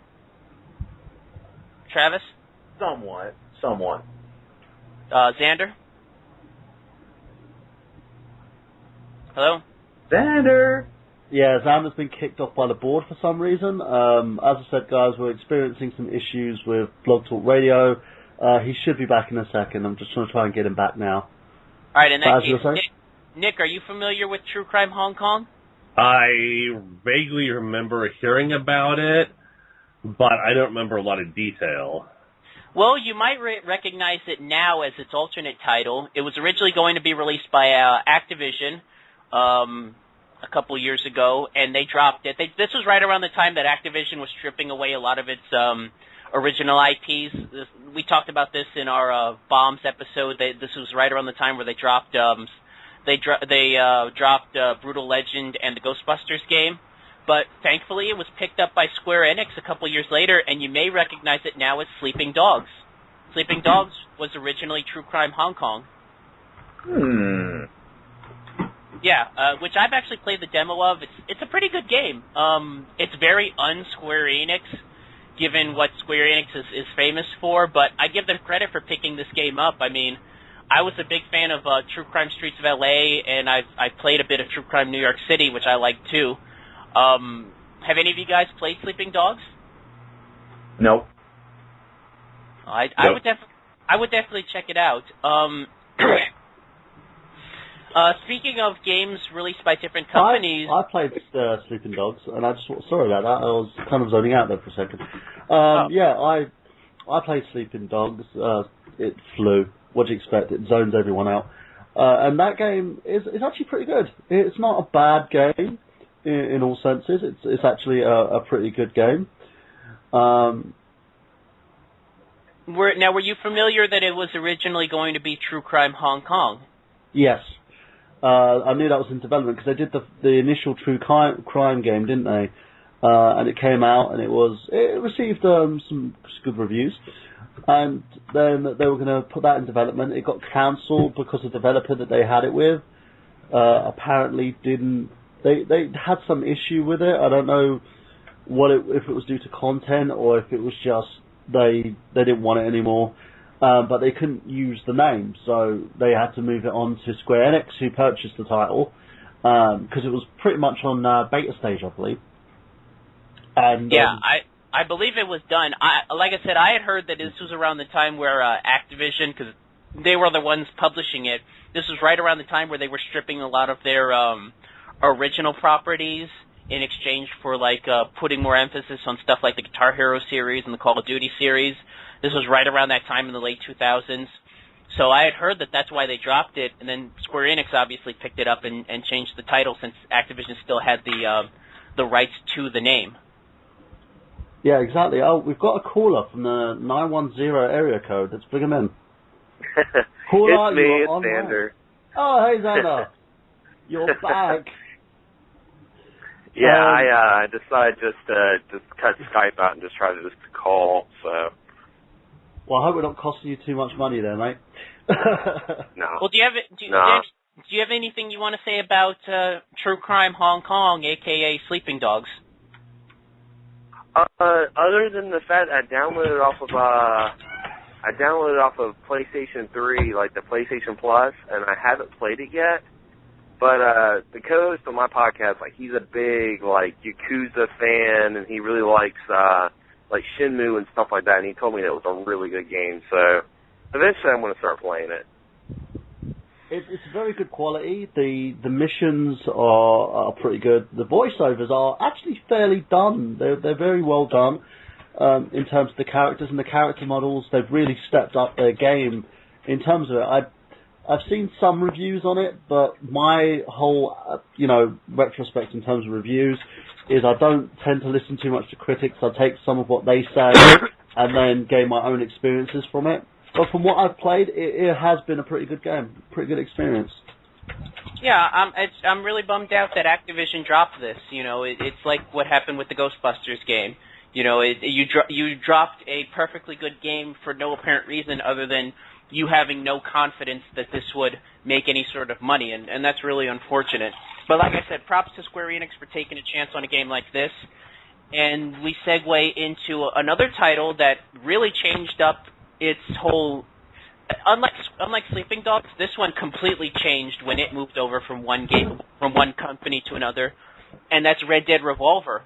Do any of you guys remember back when Red Dead Revolver was going to be a Capcom title? Yes, I do. Yes. No. Yeah. Yep. Yeah, I remember seeing the trailers and seeing some press releases back when this game was originally announced through Capcom back in, I believe my notes say it was originally announced in 2002. Yeah, 2002. And it was originally, this game was actually more of an arcade shooter. It was a timed arcade runner, like one of those, like The Club. If you've ever played the Sega game The Club for the modern consoles, very much in that regard. In fact, a lot of people at the time were saying it was an homage to another Capcom classic, Gun.Smoke. It was basically a modern adaptation of that. Very quirky Japanese type in a way. Like a game like this would have been very well at home on the Dreamcast. Like it would have made a great companion to like Zombie's Revenge or Dynamite Cop. It very much in that over the top regard. And they got rid of it, and then Capcom picked it up about a year later and completely changed it up, made it more of a gritty, Unforgiven spaghetti western kind of vibe, added the very light open world aspects of it, and I don't know if it was a better game than the original one because I never played the original one, but I do love the original Red Dead Revolver. I played it for the PS2 and I really dug that game. So Travis, your thoughts on this? Were you familiar with the original Red Dead Revolver? What did you think of it? Would you have liked to have seen it as the quirky arcade shooter? I would have liked to have seen it as a quirky arcade shooter. I think the game was perfect the way it was. And sadly, I only played it like a couple of hours into it and never finished it. And damn it, it was a rental, and I was given anything to have finished the game. But for what it was a beautiful game, and it was great that Rockstar picked up the title and finished it and released it. And because of that, we now have Red Dead Redemption. Nick, anything you want to add to this? I'd never even heard of the game, so I really can't chime in about that, no, sir. Xander, you got anything you want to... Yeah, I'll keep jumping in on this. But yeah, Xander, go first. Yeah, we'll go back to you, Burhan, in a second. But yeah, Xander? Yeah, right before I hop off, I wanted to say that, I remember playing Red Dead Revolver, and I wasn't a huge fan of the game. I like Red Dead Redemption a lot better, but I don't know, Red Dead Revolver just didn't do it for me, and I didn't have high expectations for Redemption, but the story to Redemption, that's what got me playing it. So I don't have too much to say about it.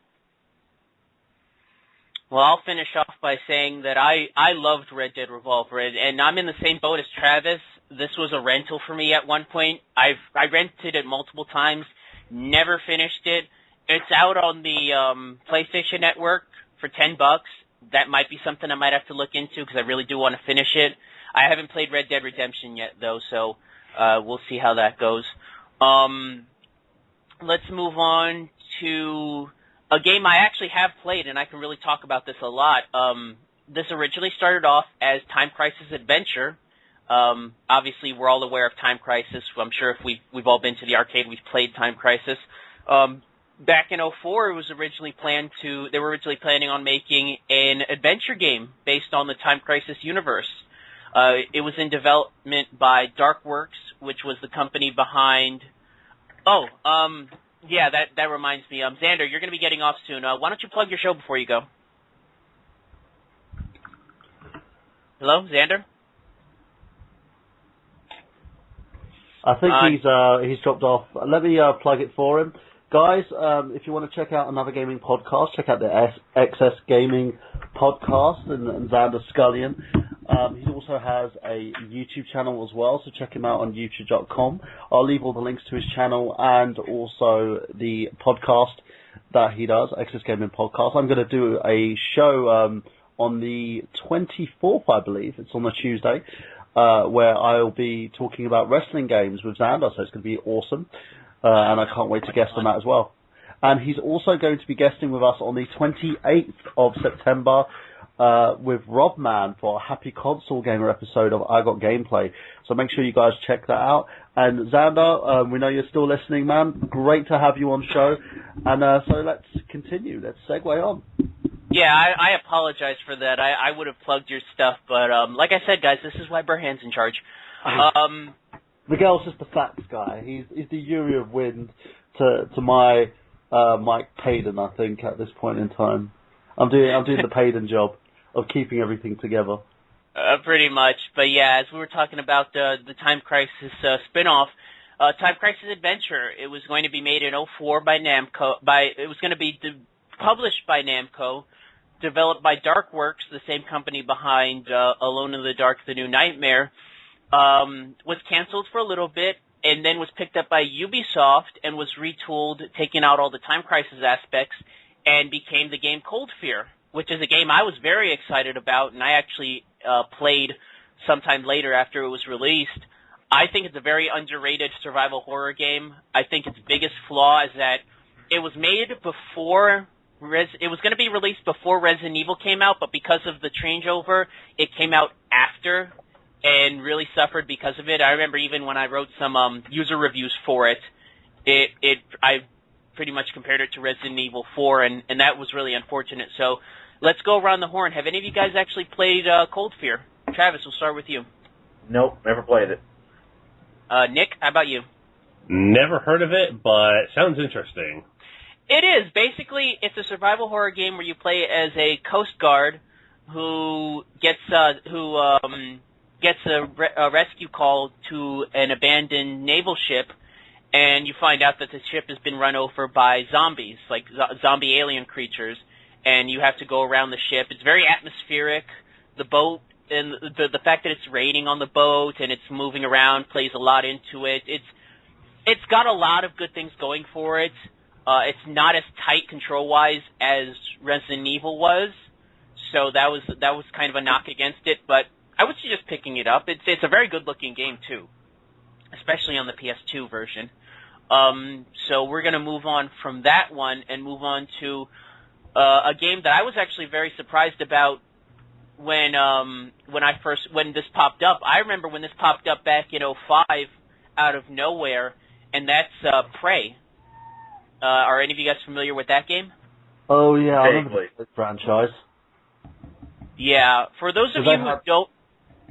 Yeah, go for it.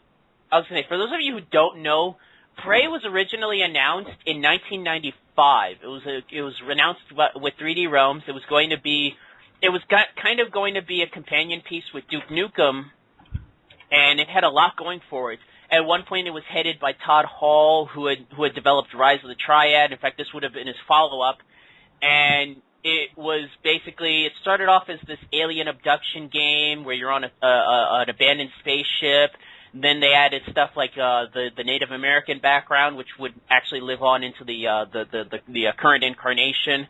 There were, its big claim to fame was that it was going to have the advent of portals, which at the time was very difficult to do, this mechanic that would allow you to jump from one part of the map to another through a space within time. They had the band KMFDM working on songs that never got released. I mean, this game was in development for a good solid 11, maybe 12 years, and then it got bought out by up by 2K, if I'm not mistaken. After 3D Realms dropped it from its lineup, and it was retooled using the id 4 engine. This would have been the Rage engine. No, pre-Rage. This would have been Quake 4, the Quake 4 engine, and it re-debuted all of a sudden in 2005 and got a 2006 release. And from what I've seen, it's actually a really good game. Like, it's one of those games that quietly came out and really shouldn't have. Like, it's got a lot of good elements. They incorporated an anti-gravity element to it where you can run around on the walls and stuff, and it's a game that I really should look into. I don't know if anybody else has played this game, so I'm going to defer over to you guys. Travis, we'll start with you. Have you played the game Prey, and have you even heard of it? I've heard of it, but I've never played it. Nick, what about you? I heard about this game actually a lot in PC Gamer. Definitely was something that I wanted to play, but none of the stores in the area, when it came out, I never saw it in them, so I never got the chance. Burhan, did you say something about this? You had mentioned it before I had started talking about it. The game had a lot of elements in terms of, like, flashback, in a sense. The story seems rather similar to that. but I remember seeing about the game itself. It seemed more so like survival horror, wasn't it? I think so. I think they were.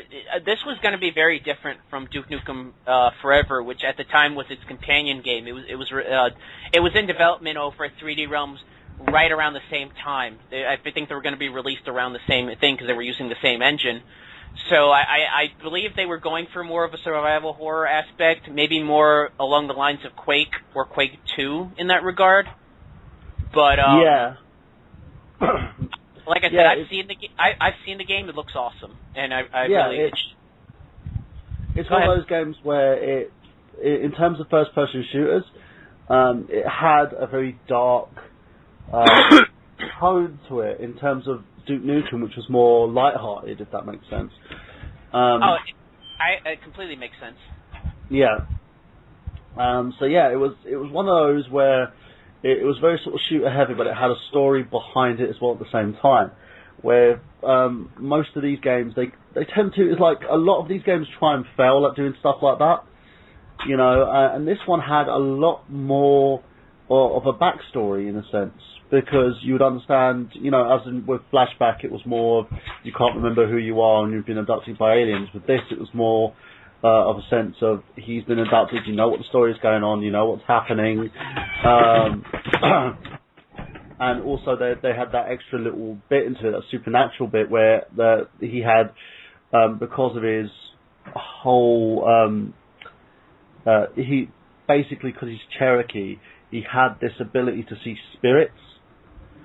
So he could basically roam freely and see, you know, what's happening on around him as well at the same time. But again, the game had a lot of revisions coming through it as well. There was a lot of stuff they didn't keep from the alpha and beta builds.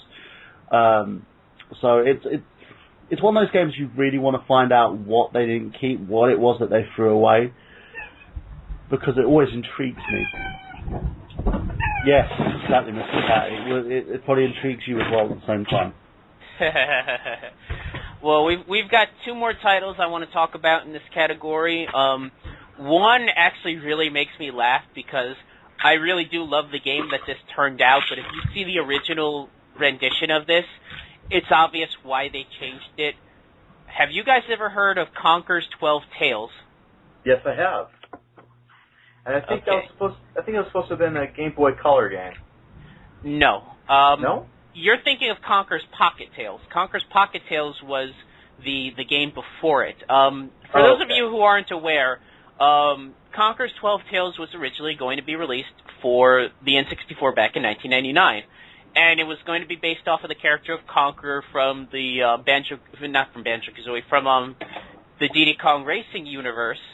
And before that, they had released Conker's Pocket Tales, which is a very cutesy-based platformer for the Game Boy Color, and 12 Tales was going to be the same thing. You were basically playing as Conker, and you were going to have a birthday party, and some evil villain stole your presents, and you and your girlfriend had to go around and get the presents back. Very, very kid-friendly game. And basically, when they sent out a pre-screening copy to critics, this game was panned. They hated this game. Mostly because, A, they thought it was a Banjo-Kazooie clone, and B, it was just too freaking cute. So the developers at Rare told the lead designer, which I forgot to write down his name, but basically they gave him an ultimatum. They said, you can either change the genre so that people don't mistake it for a Banjo-Kazooie clone, cancel the game outright, or change the tone. They obviously went for changing the tone, and 2 years later, we got Conker's Bad Fur Day, which is a game, I love that game, and I really regret not having a copy of it for the 64. I ended up playing it later down the line when it was re-released on the Xbox, but man, that game really... It's so unfortunate how good that game is. Like that game really deserved to do better than it did, even though it's an M-rated title that's a platformer that obviously, you know, on a console that was regarded for children, but we won't get into that. But Travis, your thoughts on Conker's 12 Tales and Conker's Bad Fur Day? Let's see. I think it was a really good port that they made the call to change the game to Conker's Bad Fur Day, because I did have the Nintendo 64 version. And I'll tell you right now, the Xbox version, I wouldn't get it, because too much of that game was changed. They actually kind of censored some of the language in it. Yeah, I hate to cut you off, but that's something I want to really get on Microsoft's case for, because originally this was going to be live and uncut. The game ended up being released as Live and Reloaded. It was originally announced as Live and Uncut, and it was originally announced that they were going to take out all the censors. And then all of a sudden they just decided, now we're going to leave the stuff in and even censor it a little bit more, which I honestly don't get at all. Microsoft, taking your dreams and making them... Gay! And also, just to quick get this out of the way, with Conker's Bad Fur Day on the Xbox, they actually had to re-record some of the dialogue, and they made what Conker sounded like, which was a cynical Brit, into a guy with a southern accent. It sounded pretty stupid. Yeah, I remember that. Yeah, the southern accent in the Xbox version. I've forgotten that he had a British accent in the 64 version. I really regret not picking that. I really regret not picking that game up, because I remember our local Toys R Us in the Jersey area actually was selling off copies of it for like $5 at one point back in the early 2000s. And this was right. Did they at least leave the big pile of shit in there? Yes. Yes. Okay, so that wasn't the Microsoft version. Okay. So you're censoring swear words, but you leave a big pile of shit. Yeah. That's Microsoft all over there for you. Great decision making, guys. Thank you, John Matrick. You twat. Yeah, go on. Oh, I was going to say, yeah, I really do regret it. If you guys can get a copy of it, whether it be for the 64 or even if you have to get the Xbox version, it's a gem. It really is a gem to play. And on that note, we're going to transition over to the last what if in terms of a game that started off as one game and ended up becoming another. I don't know if you could have pulled this game off on its original console, but I've seen footage of it. It would have been really interesting and really would have changed the tide of history. The N64 version of Final Fantasy VII. Originally, it was going to be released for the 64. We all know Final Fantasy VII, obviously. Yeah. Yeah, I never even knew that was coming from 64. Oh, yeah. It was originally planned for there. There's even beta footage online of the graphics engine that they were going to use. You can actually find footage of it. I'm going to find it as soon as we finish the show. Ladies and gents, find me this footage. It doesn't look bad, but clearly the game would not have fit on the N64. First off, all the cutscenes would have had to have been taken out because the N64 doesn't do full motion video. It does in-game cutscenes. So a lot of that stuff would have had to have been dialed down. And keep in mind, Final Fantasy VII is 3 discs. I mean, they had a hard time putting 2 discs on the N64 cartridges at that time for Resident Evil 2. Like I said, I don't think this game would have fit on there, or at least it would have, but it would not have been the Final Fantasy VII we all know and love. And in all honesty, I think that would have been a huge... It was such a coup when Final Fantasy VII got moved over to the PS1 and really did so much to solidify that console. I don't know how history would have ended up if Final Fantasy VII had stayed as an N64 title. Anybody got any thoughts, Travis? Was that going to go as an exclusive, or was that just going to be an N64 title altogether? It was going to be an exclusive. It was going to be like how Final Fantasy 2 and 3 were exclusive to Nintendo, like the first 3 Final Fantasy games. Final Fantasy VII was going to be exclusive to them, and the Squaresoft realized they just did not have enough power to do what they wanted to do on that console, so they moved over to the PlayStation. Well, I'm glad that they did that then, otherwise we wouldn't have the game that we wanted. And, I don't like exclusives. I think exclusives hinders the game, in a sense. I think games should be released on every single console platform that you can get your hands on, because it limits the company, it limits the franchise, and it limits the amount of choice us gamers have. You know, at the time, though, I'm willing to be okay with it because this was back in the time when exclusives really meant something.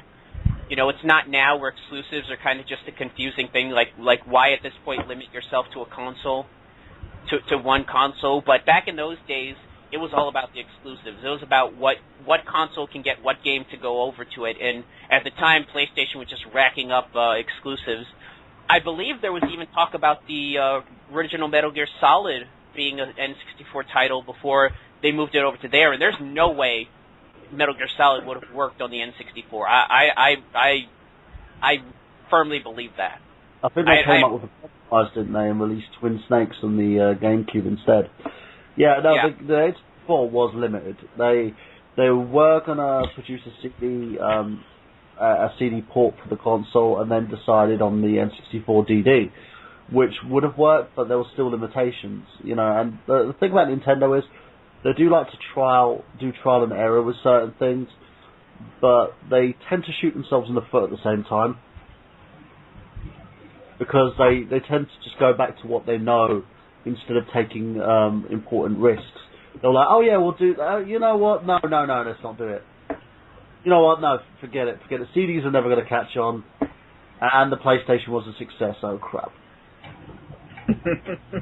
Well, Travis, you got anything you want to add to this before we move on? I totally agree with Burhan. Final Fantasy VII would not have worked as a Nintendo 64 game because what made that game so successful was the storyline. And in order to help progress the storyline, you needed those CG movies. And as big as that game was, I mean, I'll tell you this, when I first got that game, it took me 24 hours of gameplay just to get off the first disc. Now, considering that, and the length of the game, you would probably had need like 4 or 5 cartridges, but that would be totally unheard of. So I think it was a smart move to move that over to the PlayStation. Yeah. Like I said, history has shown what that did for the PlayStation. So on that note, we're going to move off of that and move on to another topic, which is finished canceled video games. These are games that have been finished. They're done, and they're just sitting in a hard drive somewhere, just collecting dust. And really, the one that really sticks out the most is a game I had heard about it, and after seeing some gameplay footage, I'm really sad that this game probably won't see the light of day, and that's Aliens Crucible. Are you guys familiar with that game? No. Who's that other guy? Nick, are you back? Yeah, I'm here. Okay, we were wondering where you had gone off to. All right. How about the PM on the other side? He did. He left it on the spot. Okay. All right. For those of you who don't remember Aliens Crucible, when Sega got the Aliens license back in 2006, I believe, they had announced 2 games. One was going to be Colonial Marines, which obviously we've seen. We talked about it on our Video Game Bombs episode. And the second one was going to be an Aliens RPG. And they had Obsidian signed to it at the time. For those of you who don't know, that's the company that made Star Wars Knights of the Old Republic 2. And I don't think they're the Neverwinter Nights guys. I might be thinking of another one, but they have done some other RPGs. They signed on to do the project, and they made basically what could be considered Knights of the Old Republic set in the Aliens universe. And it was, as Nick would say, it's the Aliens. It's an Aliens RPG, and the game is done. It got finished. There's footage out there of gameplay, and what ended up happening was when the game was set to be released, Sega decided to delay the game and see how Colonial Marines would do. They had more confidence in Colonial Marines than they did in Aliens Crucible. Well, Aliens Colonial Marines ended up bombing, so we don't know if Aliens Crucible will ever come out, because that was a big blow to Sega and the Aliens franchise. And most companies, when that happens, they're usually not keen on releasing a follow-up game. So it would have been nice if they'd have released Crucible first and then Colonial Marines. So unless the Aliens franchise goes somewhere else to another company and Crucible goes with it, we might never see Aliens Crucible. They haven't said it's completely killed, but we don't know. Are any of you guys familiar with this game? Have any of you guys seen it? Travis, we'll start with you. Honestly, I've never heard of it and never seen it, but I can only imagine how cool it would have been. Yeah, I mean, I've seen footage of it. It actually looks really good. Like, if you've played Knights of the Old Republic, it's a lot like that. Oh, yeah, okay, I see where you're going with it. Yeah. Oh, that would have been so badass. Yeah, like I said, it's done. It's sitting in a hard drive somewhere up in Obsidian's headquarters. You know, it's just all on Sega. They got to decide whether or not they want to pull the trigger on it. But Nick, your thoughts on this? If you give me an Aliens RPG, I would play that to death. They need to release that. Well, like I said, maybe it's just a matter of time. Maybe somewhere down the line they'll release it once the Colonial Marines fiasco gets shoveled under the rug. Burhan, you want to add anything real quick before we move on? I'm just taking a look at the footage as we speak and seeing what it's like. I'll hand it over to the rest of the hosts here. You can check it out. Just make sure you have it on mute, guys. Because we don't want to interfere with the show, of course. But it looks nice. The textures, the characters. It looks done. It's weird. the fact that it's complete. Yeah, it's complete. It's done. Like I said, they were going to release it, but they wanted to see how Colonial Marines would do first. And if that game did good... I would have had this instead of Colonial Marines. I think they released the wrong game. Yeah, it's kind of a hindsight 2020 thing in this regard. Yeah.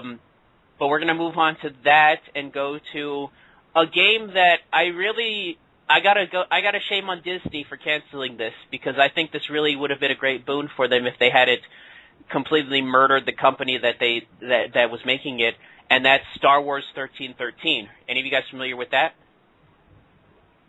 Heard of it, but didn't really look into it. Travis? Same here.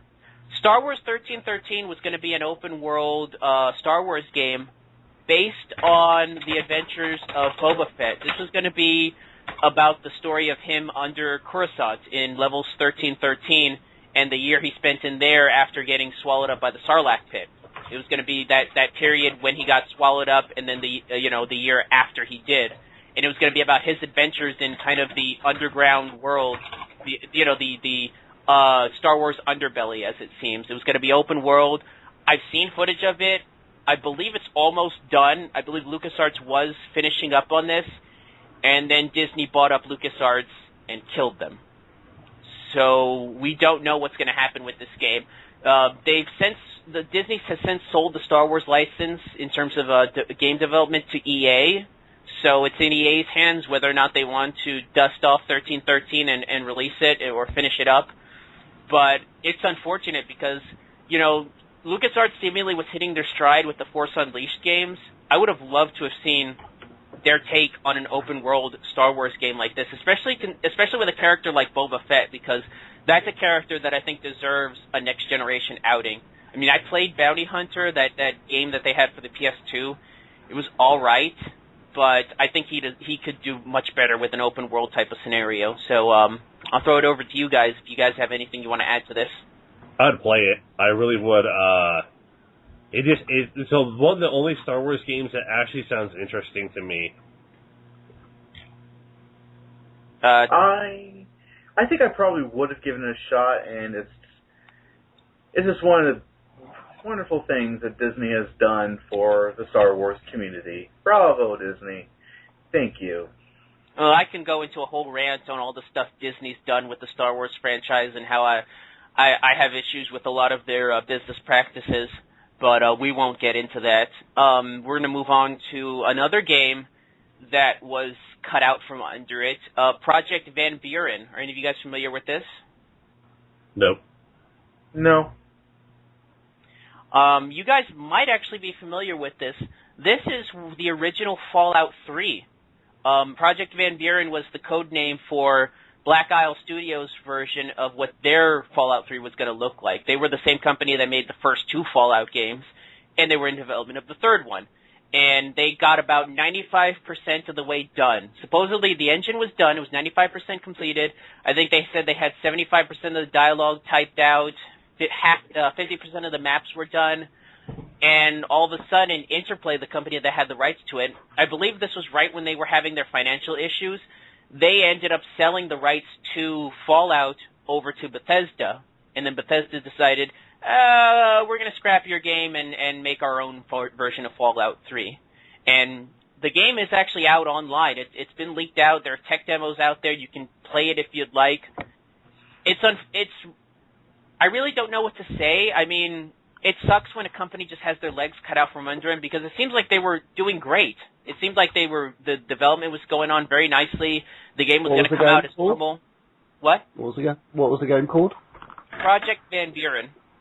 Okay, I'm having a look. Yeah, you like I said, there's tech demos of it online. You could download this game and play around with it. It's not technically finished, but there's a good portion of it that's done. So I think it would have been nice to have seen them. You know, it's unfortunate because the franchise was theirs. They made the first two, and I would have liked to have seen what they would have done with a third outing. Having said that, I have seen Fallout 3 by Bethesda, and it is, I mean, I don't know if you guys have played it, but I've seen it, and it looks really good. Well, this looks similar to it. It does look similar. You get to put up the stats of the character. They've got a skills matrix, and also it's very, instead of actually having it more of a first-person shooter, this one's more overhead. Yeah, it's built more like the original ones. Yeah. So any of you guys got anything you want to say about that before we move on? I got nothing. All right. It's an RPG. I might check it out. Well, to your list, guys, as well, because it looks good. What's up, Internet Wrestling community? This is Anthony Mango of SmarkOutMoment.com, a wrestling website dedicated to the smart marks like you and I. We break down and review every pay-per-view with predictions and spoilers, and you can catch our weekly podcast on YouTube for some smack talk. There's no rules here, and we show no mercy. You can follow us on Facebook and Twitter at SmarkOutMoment, where we analyze all the angles, shoot first, and kill kayfabe. That's www.smarkoutmoment.com. Why mark out when you can smark out? All right, so we're going to be continuing this article. Like I said, we're going to be talking about one last game in the subgenre of finished games. And the game I want to talk about is a game by the name of Thrill Kill. This was actually a very controversial game when it was first announced back in the late 90s. Have any of you guys heard of this game? Nope. What's the game I called? just pulled it up on Wikipedia. Okay, basically it was in development by, it was going to be developed by Virgin Games. No, it was going to be produced by them. It was developed by Paradox Studios, which was the company that would later on go on to make the Backyard Wrestling titles. It was a 4-player brawler fighter game that was purposely controversial. I mean, this was a game where your fighters were basically like, psychopaths and hillbillies and dominatrixes. Like, it was obviously geared to be an adult title, and it was built as such. And it was getting controversy here and there, and it was going to be released. And then the publisher, Virgin Games, ended up getting bought out by EA. And when EA saw the game and was considering release it, they were like, no, we're not going to release this game. This game would give us way too much heat. Keep in mind, this was the mid-90s when games were really starting to get scrutinized in the media. So they decided to shelve the game, but the game was essentially done. You can download versions of the game online and play it. I've never seen it. The little fun fact about this game, the engine was actually reused by EA in their title Wu-Tang Shaolin Style, which is a 4-player beat-em-up consisting of the characters, the members of the Wu-Tang Clan. Not the last time EA would work with rap guys for a fighting game, as we'll see with the Def Jam Vendetta series. Well, but all I'm saying is Wu-Tang Clan ain't nothing to fuck with. Indeed.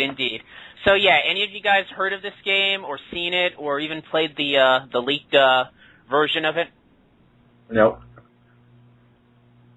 I wouldn't touch it with a fucking barge pole.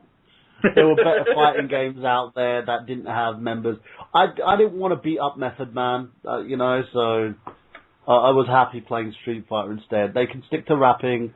I'd listen to any Wu-Tang Clan album on the planet. It's like if Ryu made a hip-hop album, I probably wouldn't sell. To be fair, though, Def Jam Vendetta was not a bad game. Basically, it was made by Aki Entertainment, the same guys that did the No Mercy titles. If you like those games, you'll like Def Jam Vendetta if you can look past the rap element. I wouldn't. All right, we're going to transition over to another genre. This is games involving directors. Now, the reason I did this is because, you see a lot of times you'll see in news of, a company partnering up with a big-time director or a movie producer or something, and a lot of times those projects don't come to fruition. I mean, it makes sense considering, we're talking about directors. They've got movies they've got to make. A lot of them are producing their own works. So it doesn't surprise me that a lot of these games didn't get made, but here are some of the more famous announcements. First off, there was Guillermo del Toro with his announced title, Insane. I've seen a trailer for this game. It's very dark, very Lovecraftian set. There's not much in the way of information about it. The only thing that was really announced back in 2010 was that it was going to be a sandbox title. It was going to be developed by Volition Studios, the same company that did Saints Row, if I'm not mistaken. And it was going to be very Lovecraftian, almost like Call of Cthulhu almost. This game ended up dying because THQ ran out of money. This was right around the time where this was right around the time where they were just hemorrhaging money in terms of all their licenses and things like that, and obviously within a year or two later they'd be gone. Do any of you guys remember seeing or hearing news about this game? What was it called again? Insane. Oh, yeah. In the Membrane. Yeah, I heard about that. I was actually starting to get a little interested in it, too. Nick, you got anything you want to add? Lovecraft-themed game. Hadn't heard about it, but if it's got anything to do with Lovecraft, yeah, I would have played it happily. Too bad that didn't actually see the light of day because it does sound interesting. Well, Del Toro himself was doing the monster designs, and if you've seen anything of his work like Pan's Labyrinth or Hellboy or even Blade 2, I would not have been surprised about his designs. I mean, I would have loved to have seen what he could have done in terms of bringing a Lovecraftian vibe to his designs, because like I said, Pan's Labyrinth and Hellboy have some great monsters in them. Oh, yeah. Yeah, it makes half of the stuff in Pan's Labyrinth made me shit myself, seriously. I was sitting there going, okay, he's got eyes coming out of his mouth. What the heck? The next game we're going to be talking about is Peter Jackson's Halo project, Halo Chronicles. I remember this one because this went hand in hand with the news that Peter Jackson was going to do the Halo movie. This was back in 2006. You guys remember this? I remember that. Oh, the one that wasn't financially feasible. Yeah. Basically, for those of you who aren't aware, this was going to be... It wasn't even going to be really a game. It was more going to be an interactive movie, he was saying. Like, it was going to be more cinematic. It was going to be episodic. He even created his own company, Wingnut Studios, to develop this title. And by 2009, when he dropped off the face of the earth from the Halo movie, so too did the game. And there wasn't much talked about after that, which is unfortunate because I would have liked to have seen... like I said, when it was first announced that Peter Jackson was going to be tied with the Halo franchise, I was excited. I would have liked to have seen what he would have brought to it. Any of you guys got anything you want to say about this? I would not have watched it if Peter Jackson was involved. You can count me in. I mean, I totally agree. The thing is, games should be left to game developers. When you get a director involved in it, and it's just like, we're going to do a series of interactive movies, it makes me think about plumbers don't wear ties.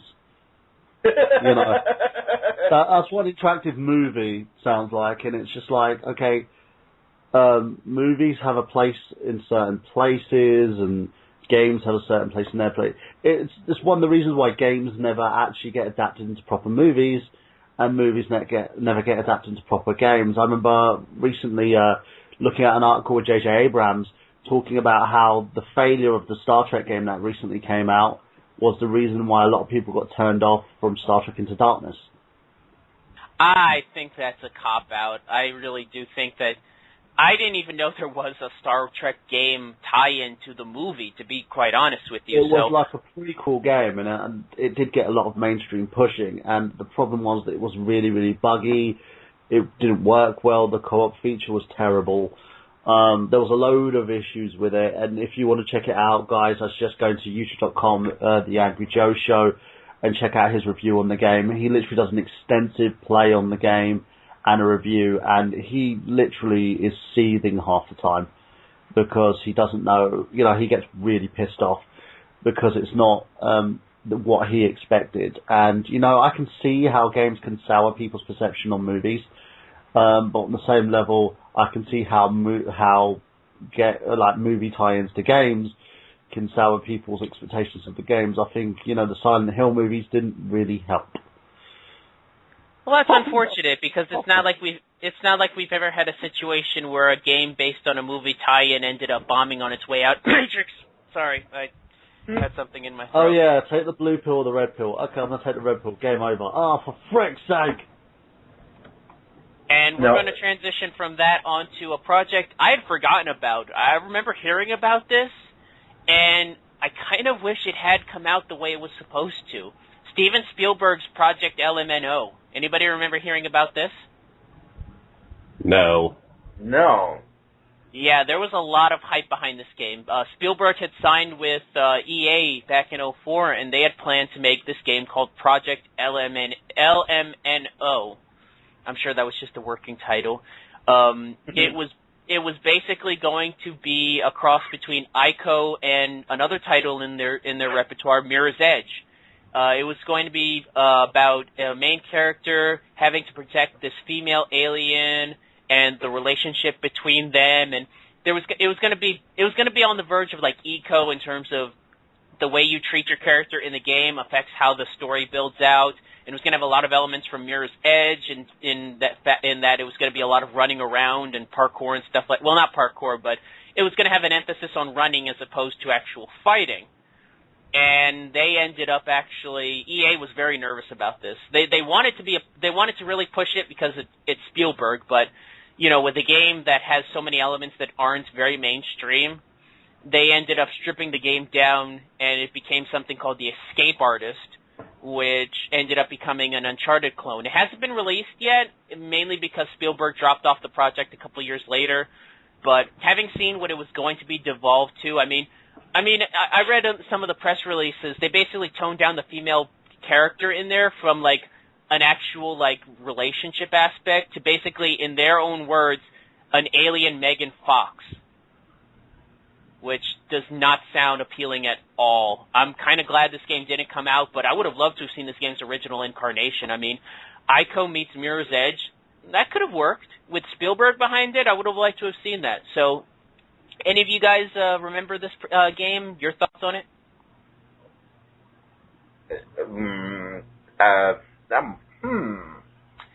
That probably would have been a hell of a lot of that probably would have been a really fun game. Something that just kind of fell off the face of the earth, practically. Nick, you have any thoughts? A game that, has the words Alien Megan Fox in the description, I would not play it. Wouldn't even touch it. Yeah, that version I probably wouldn't have, but the original incarnation that Spielberg wanted, I might have. Yeah. I think it was very ambitious. Unfortunately, the only thing Spielberg-related we got was that Boom Blocks game, which, did you really need Spielberg's name on something that was essentially just a glorified Android title? Well, keep in mind, this game, he wanted to design a video game so he and his kids can play, so that's how we got Boom Blocks. You don't hire Steven Spielberg to make a puzzle game, It's just, True. that's basically my thoughts on it. Burhan, you want to chime in before we move on? Burhan, you still alive over there? Burhan? What? Oh, I think what's happening is that I'm guessing he probably got knocked off because of he was hosting the show. Let me see if I can re-message him. Oh, okay. Oh, he's there. I just went to throw up. It's okay. Oh, I'm sorry, Not well, bro. guys. Apologies. It's fine. Let's keep going. We were talking about the Spielberg game, Project LMNO. I don't know if you're familiar with that game or if you heard anything about it. That was like an alphabet game. It was basically going to be Ico crossed with Mirror's Edge. It was going to be more story driven. Basically, you play a main character who has to protect this female alien character, and it was going to be more like Ico in that it was going to the way you treated her in the game would reflect your relationship in the game later down the line. And it was going to have a lot of elements from Mirror's Edge in that you'd have to run away from people. It was more on escape rather than confrontation. Eventually, they were going to release the game, but it was heavily stripped down because EA just was not comfortable with releasing such an avant-garde title, even with Spielberg's name behind it.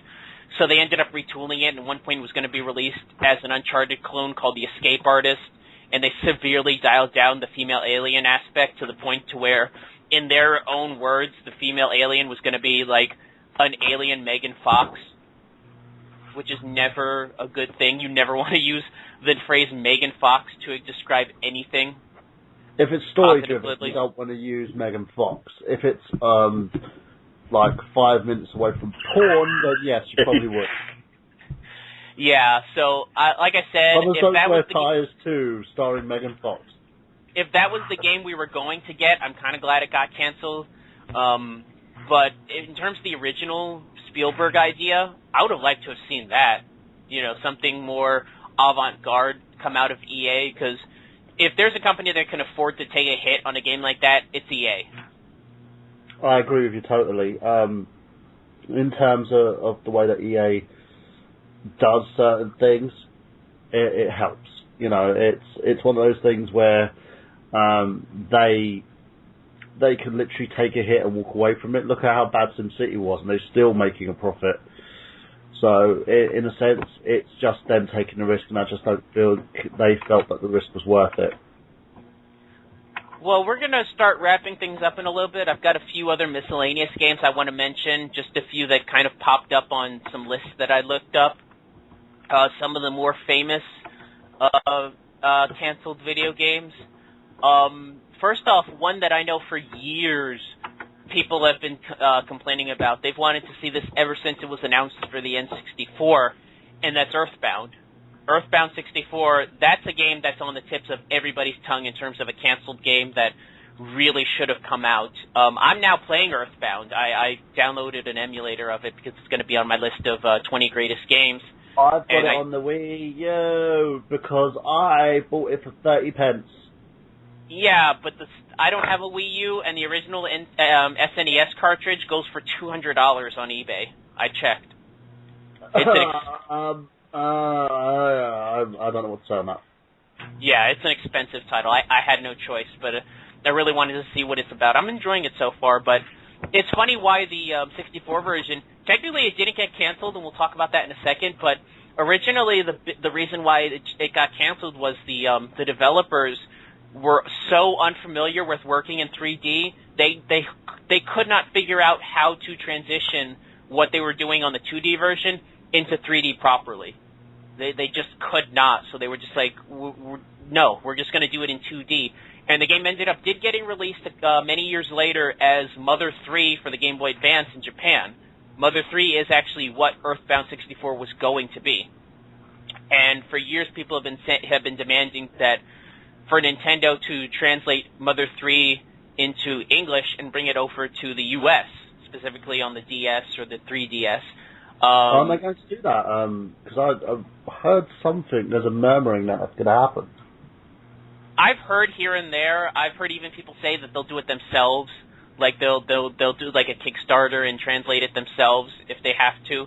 But as far as Nintendo actually doing it, I don't know.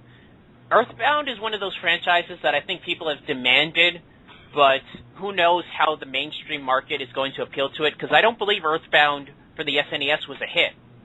I believe it pretty much flopped when it came out. this was late in the game, in the console. This was like 95, if I'm not It mistaken. had a cult following, though. That's the thing. That's the reason why Nintendo have re-released it. Because it's had a cult following in terms of fans. And that game's off the wall. You know, for those of you who have played it, there's literally a scene where you're escorting kids home and their dad literally is going to beat the shit out of them. And he's running around the house trying to, like, catch them so he can whip them with his belt. That's early on in the game, too, yeah. Yeah. I mean, there's some pretty trippy stuff out there. There's one point where you're actually talking to a dog that's been inhabited by the spirit of the game developer. Yeah. Very fourth wall.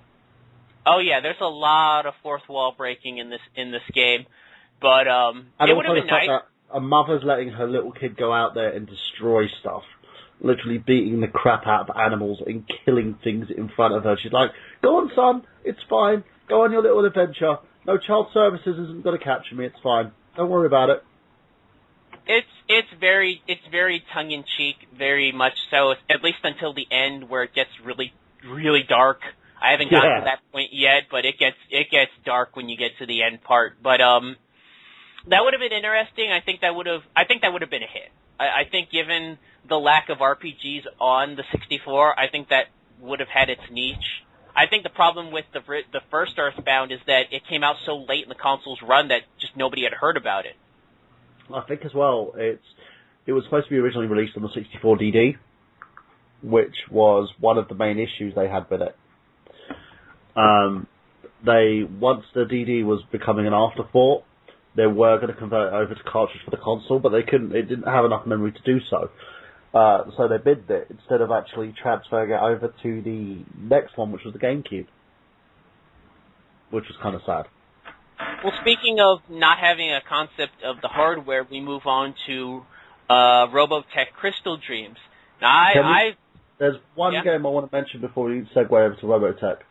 Yeah. There's a game that's based on a movie, so I want to go straight back to your whole movie franchises. They were going to release a Larry Callahan game.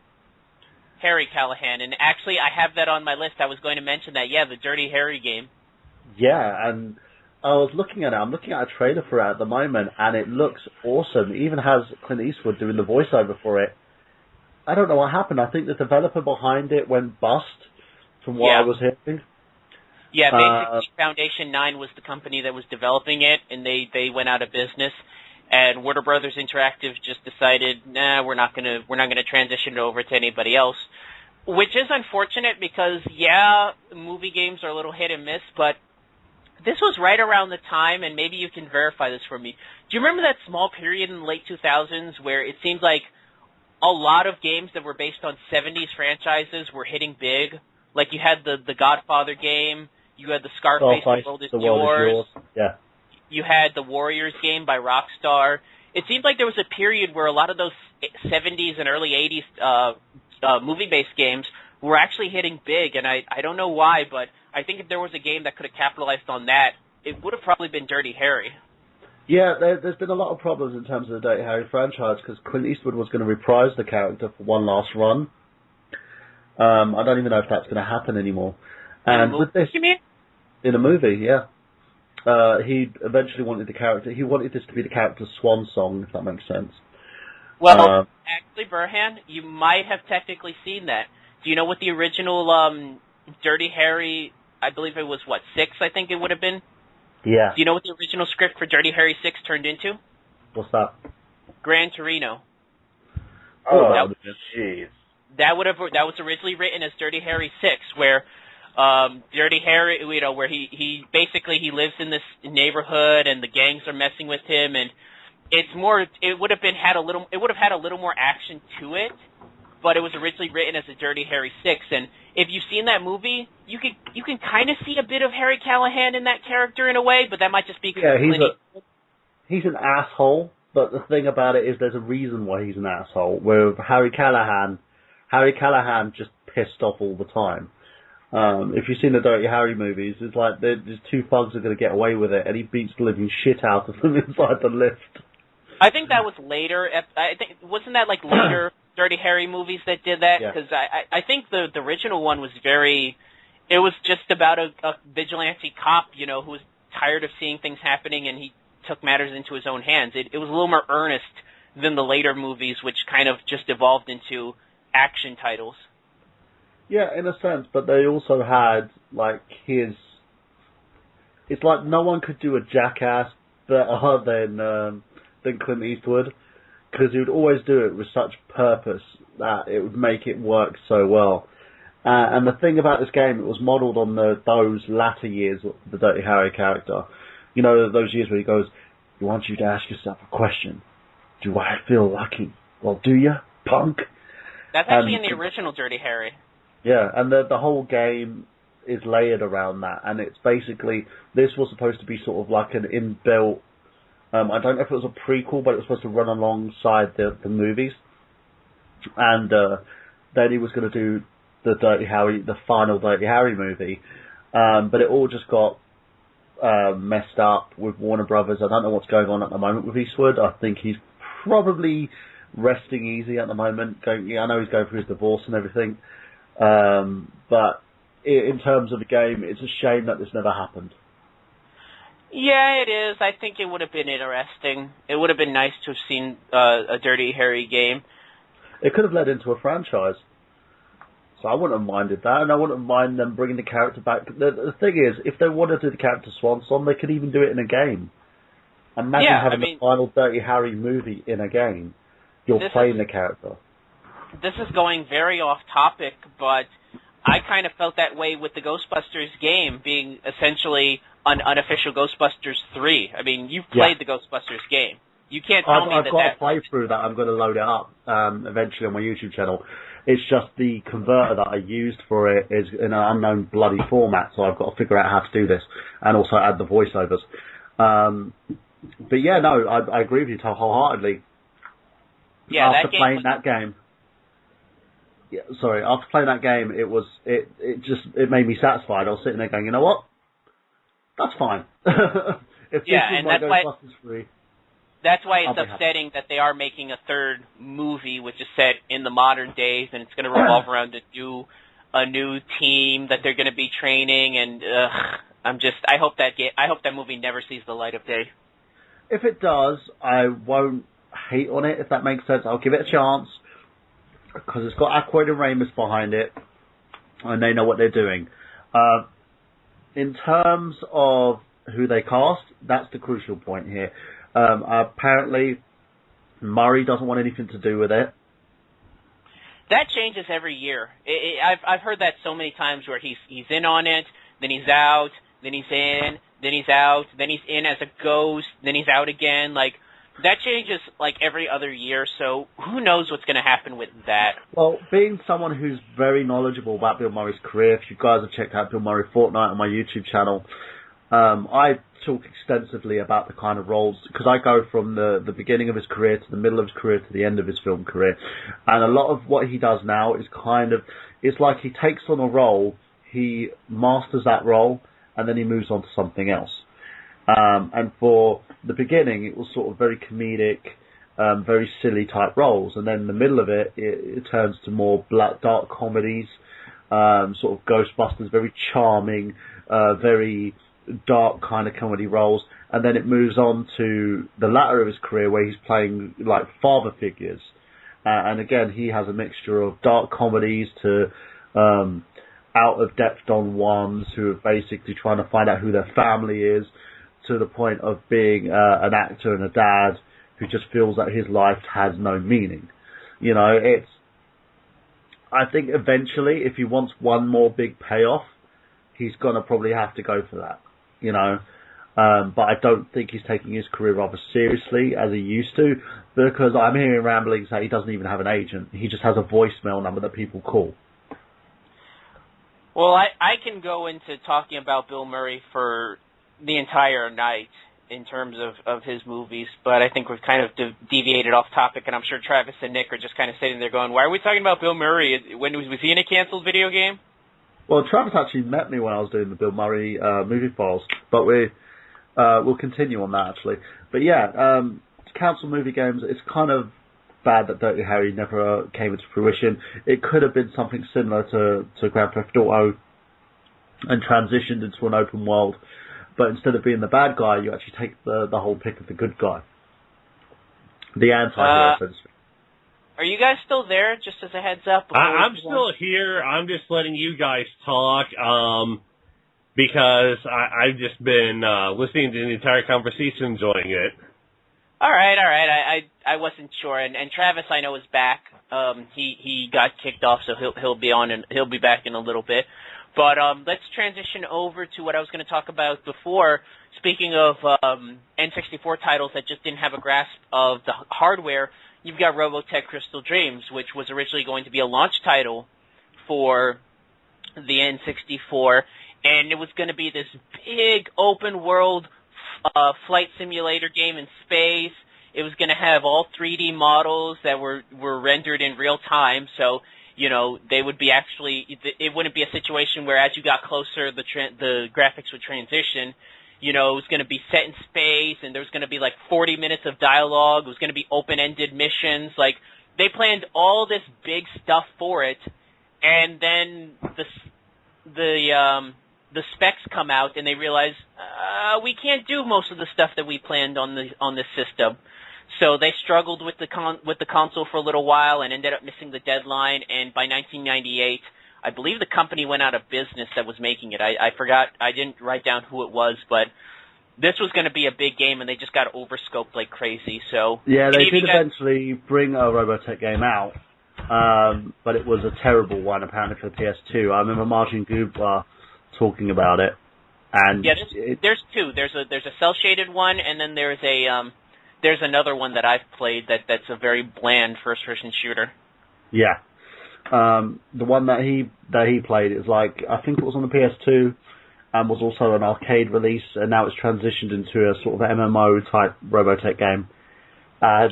From what he says, it just doesn't really do much. It's just there. It uses the license for the point of using the license. You have air mechs that you use, but there's no real big story to it. All right, and Travis is trying to call in. You might have to take care of that, Burhan, on that end. Let me have a look and see if he's trying to call in. No, he's not on the boards. All right. Let's give it another shot. It might be the boards are acting up. Yeah, Travis, if you can hear us, man, just call in again. Are the boards working? Because we're not technically live though. So could he really even call in? Yeah, he can still call in. Okay. So we're going to transition to that. We got like one or two more left, so hopefully he can get on before then. We've got a title that actually makes me laugh because of what it's famous for now, since it's been canceled. Demonic by Clive Barker. Any of you guys remember hearing about this game? I remember hearing about it. I was watching it at the moment because I'm going through cancelled game trailers on YouTube, and I saw this, and it looked fucking awesome. What is wrong with people? For those of you who don't know about Demonic, it was produced by Clive Barker. I think this would have been right around the time he was also producing Clive Barker's Jericho. It was developed by Terminal Reality, the same company that, going back to Ghostbusters, made the Ghostbusters video game. And it was going to be published by Majesco. Unfortunately, Majesco at the time was going through severe financial troubles. I don't even know if they're still even around, but they were dumping games left and right. I mean, this was right around the time of the Advent Rising fiasco, and this was right after their bust with Psychonauts, so they were hemorrhaging money, and Demonic was just one of those games that just didn't get a chance to really come out, unfortunately, and nobody else picked it up. Basically, the gameplay is that you play as a demon that has to take over souls, and from there you can just create as much chaos as possible. I'm sure there's more of a story to it, but that's basically the gist of it. You go around. You're playing good or evil, basically. You're playing someone who gets these demonic powers, or you're playing the demon who's taking away souls. Yeah, you guys might actually. Okay, finish up. No, you play from one end of the spectrum to the other. It's like you have to decide whether you're going to be on the side of good or the side of evil, and the more you progress on the evil side, the more demonic you become. Would have been interesting. But what makes this actually really funny is that this game actually did have some notoriety, It was a plot point in the 2006 comedy Grandma's Boy. If you guys have seen Grandma's Boy, it's about a game designer who lives with his grandmother, and this game actually was a plot point in that game because the game designer in the movie actually was making Demonic. There's footage of the game being played in there, and at one point the game gets stolen by one of his friends, and he tries to backstab him, and I just think it's funny that this game had all this hype. This game was featured in a comedy and then never came out, so its biggest legacy is forever going to be put in. I don't know if that was a Happy Madison movie. Grandma's Boy might have been, because they had a lot of the characters that are in those types of movies. But it kind of makes me laugh. There's not much in terms of news about Demonic. I mean, it was talked about in the circles, but nothing much came out in terms of ladder work. The Majesco killed this off pretty early. Yeah. So anybody else have anything they want to say? Nick? I remember reading about it being a Grandma's Boy, and I'd seen that, but I never knew that it was actually the actual game until years later. That actually looked like an interesting-looking game. Would have been fun to play. Yeah, it's unfortunate it didn't get picked up. I would have liked to have seen that get picked up. And we're going to wrap things up for this by talking about a game that, in my opinion, this is a game that kind of really has been put in that echelon of infamy with other canceled games, right up there with the likes of Duke Nukem Forever, which finally came out, Team Fortress 2, which finally came out, StarCraft Ghost. This is a game that's been talked about for years. It was originally announced in 2002. It was going to be an RPG type, more of an RPG shooter based around the StarCraft universe. This was going to be released for all consoles, and I just remember hearing news constantly about this game is going to come out, this game is going to come out, and Blizzard has yet to really announce if this game has been canceled or not.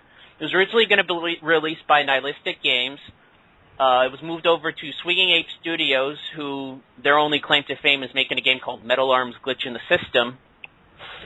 And it's been in development for a good 11 years now. No one has heard. No news has been released, I think, since I believe 2006. Although the main character of Nova has appeared in other games, specifically StarCraft 2. She played a character in some of the missions. Any of you guys heard of this game? Any of you guys were following it when it was first talked about? And you think it still might actually see the light of day? Doubt it. If it's been 11 years in hell, unless somebody actually gets their hands on the game, that's an up-and-coming game developer, I doubt that we're going to see the light of day on this. See, this is a game that I think could easily be made today. I think if Blizzard really wanted to take a risk on it, because I don't think that they've completely given up on it, or else they wouldn't use the main character. The character of Nova, who's like this female secret agent, I believe. I don't remember much of the story, but she's appeared in other StarCraft games, specifically like 2 and some of the mission packs. I don't think they would use the character if they didn't have plans for it, but I mean, we're now in the third console generation away from it. I mean, maybe we could see it pop up on the Xbox One or the PS4. Who knows? They still have yet to announce if it's technically canceled or not. I mean, how long did it take for Duke Nukem Forever to see the light of day? 11 years. That was terrible. Oh, it was terrible, but it got out there. They got it out. They said they would do it, and they did it. You know, who knows? They half-assed it, I think, among other projects. But yeah, go on. They did. But Apogee actually let Gearworks take over, and they just actually, when you mentioned that, they just actually got out of a lawsuit with them over the game. Yeah, 3D Realms, actually, not Apogee. It was 3D Realms. 3D Realms is named Apogee. Yeah. Gearbox apparently settled out of court. And, you know, apparently there was a misunderstanding in terms of what was happening with the game, but in a sense, I think Gearbox needs to stay away from everyone else's properties. Yeah, I think if this game ever sees the light of day, it's going to be built within the Activision market. I think Activision will probably find one of their developers, their in-game houses, to make it. Like I said, I still think there's still a market for it, and I do think you could still make money off of it. And if they still have if the license is still hot, take advantage of it. But like I said, who knows whenever we're going to see this game? It would be nice. Well, StarCraft is actually, from what I've been reading, a really big game series in like Korea. Yeah. In Korea, it's huge. It's a massive game. In America, I don't think it's as big. No. I think that's probably the trepidation behind it, is that they've got this franchise, they've got this property based on a game that's only popular internationally. That's what I'm noticing with a lot of these canceled games. Usually they get canceled because the publishers don't have any faith that the game will hit the American market, which is really unfortunate because I'm really tired of what the American market seems to like in terms of games.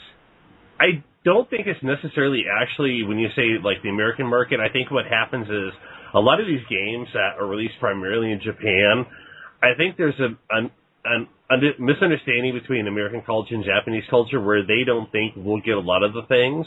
And I'll give you an example of something. There's a game called Robopon for the Game Boy Color that actually had 3 versions of the game that was supposed to be released.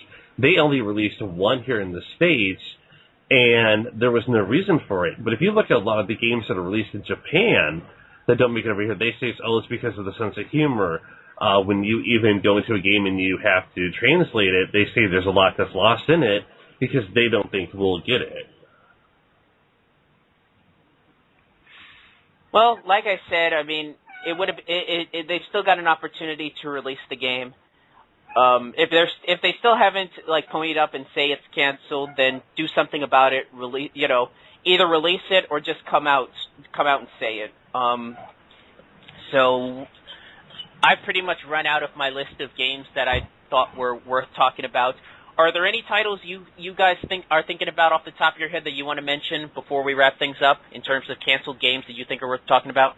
You did mention something. You said something about Metroid N64 earlier, correct? Yes. There actually, on Wikipedia, I looked it up, there was listed a canceled Metroid N64.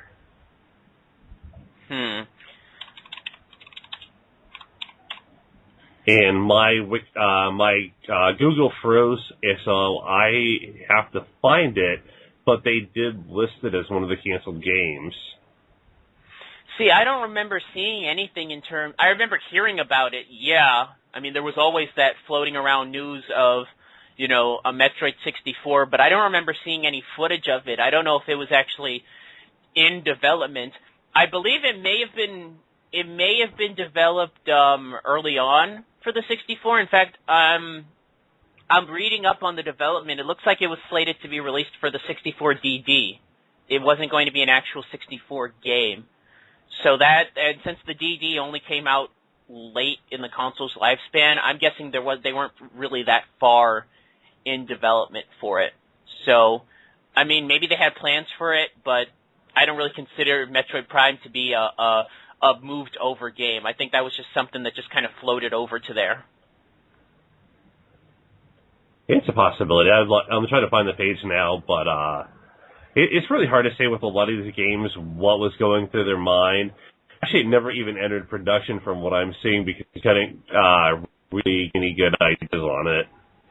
Well, I'm reading up on it, and it looks like they wanted to go for more of a third-person shooter kind of vibe, but the big problem in that regard was they had seen the trouble Rare had with Jet Force Gemini, which is a great game if you guys haven't played it for the 64. But they saw all the trouble that Rare was having with the camera system in that game and decided to transition to the first-person shooter aspect of it. There's a lot of stuff in Jet Force Gemini that's very reminiscent of Metroid in terms of the way the main character looks. So I wouldn't be surprised if that was the case. Is there any other, besides Metroid, is there any other games that off the top of your head you want to talk about in terms of canceled games? Nothing that I can think of, no. I think we covered the whole spectrum on this. I think games get canceled all the time. Usually it's just because the project goes nowhere, but I wanted to talk about the more infamous ones and some games that I think really are just worth mentioning. So we're going to wrap things up. Does anybody have anything they want to plug while we still have the live audience off? Because we're going to go into overtime for these next few minutes. Go ahead. Let's start with you. Oh, okay. Yes, you can find me at fanboysanonymous.com. I just really had an article just go up here recently about the latest releases on the Nintendo eShop. And you can find me on Twitter at TravisGoss79, Facebook, Travis.Goss.3, and still working on a Mega Man video for YouTube, guys. I'm sorry it's taking so long, but you know what? Shit happens. So, but it'll be up here, Sunday it'll be up. All right. Nick, do you want to plug anything real quick while we still have the live audience going, before we transition over to overtime? You can check me out on my YouTube channel at Nick T. Wolf on YouTube. I'm actually not going to give away my Facebook page, but I do have a fan page, Nick T. Wolf YouTube, on Facebook as well, and that's all I got to say. Burhan, do you want to get your plugs out while we still have the live audience out on the air? Yeah, of course.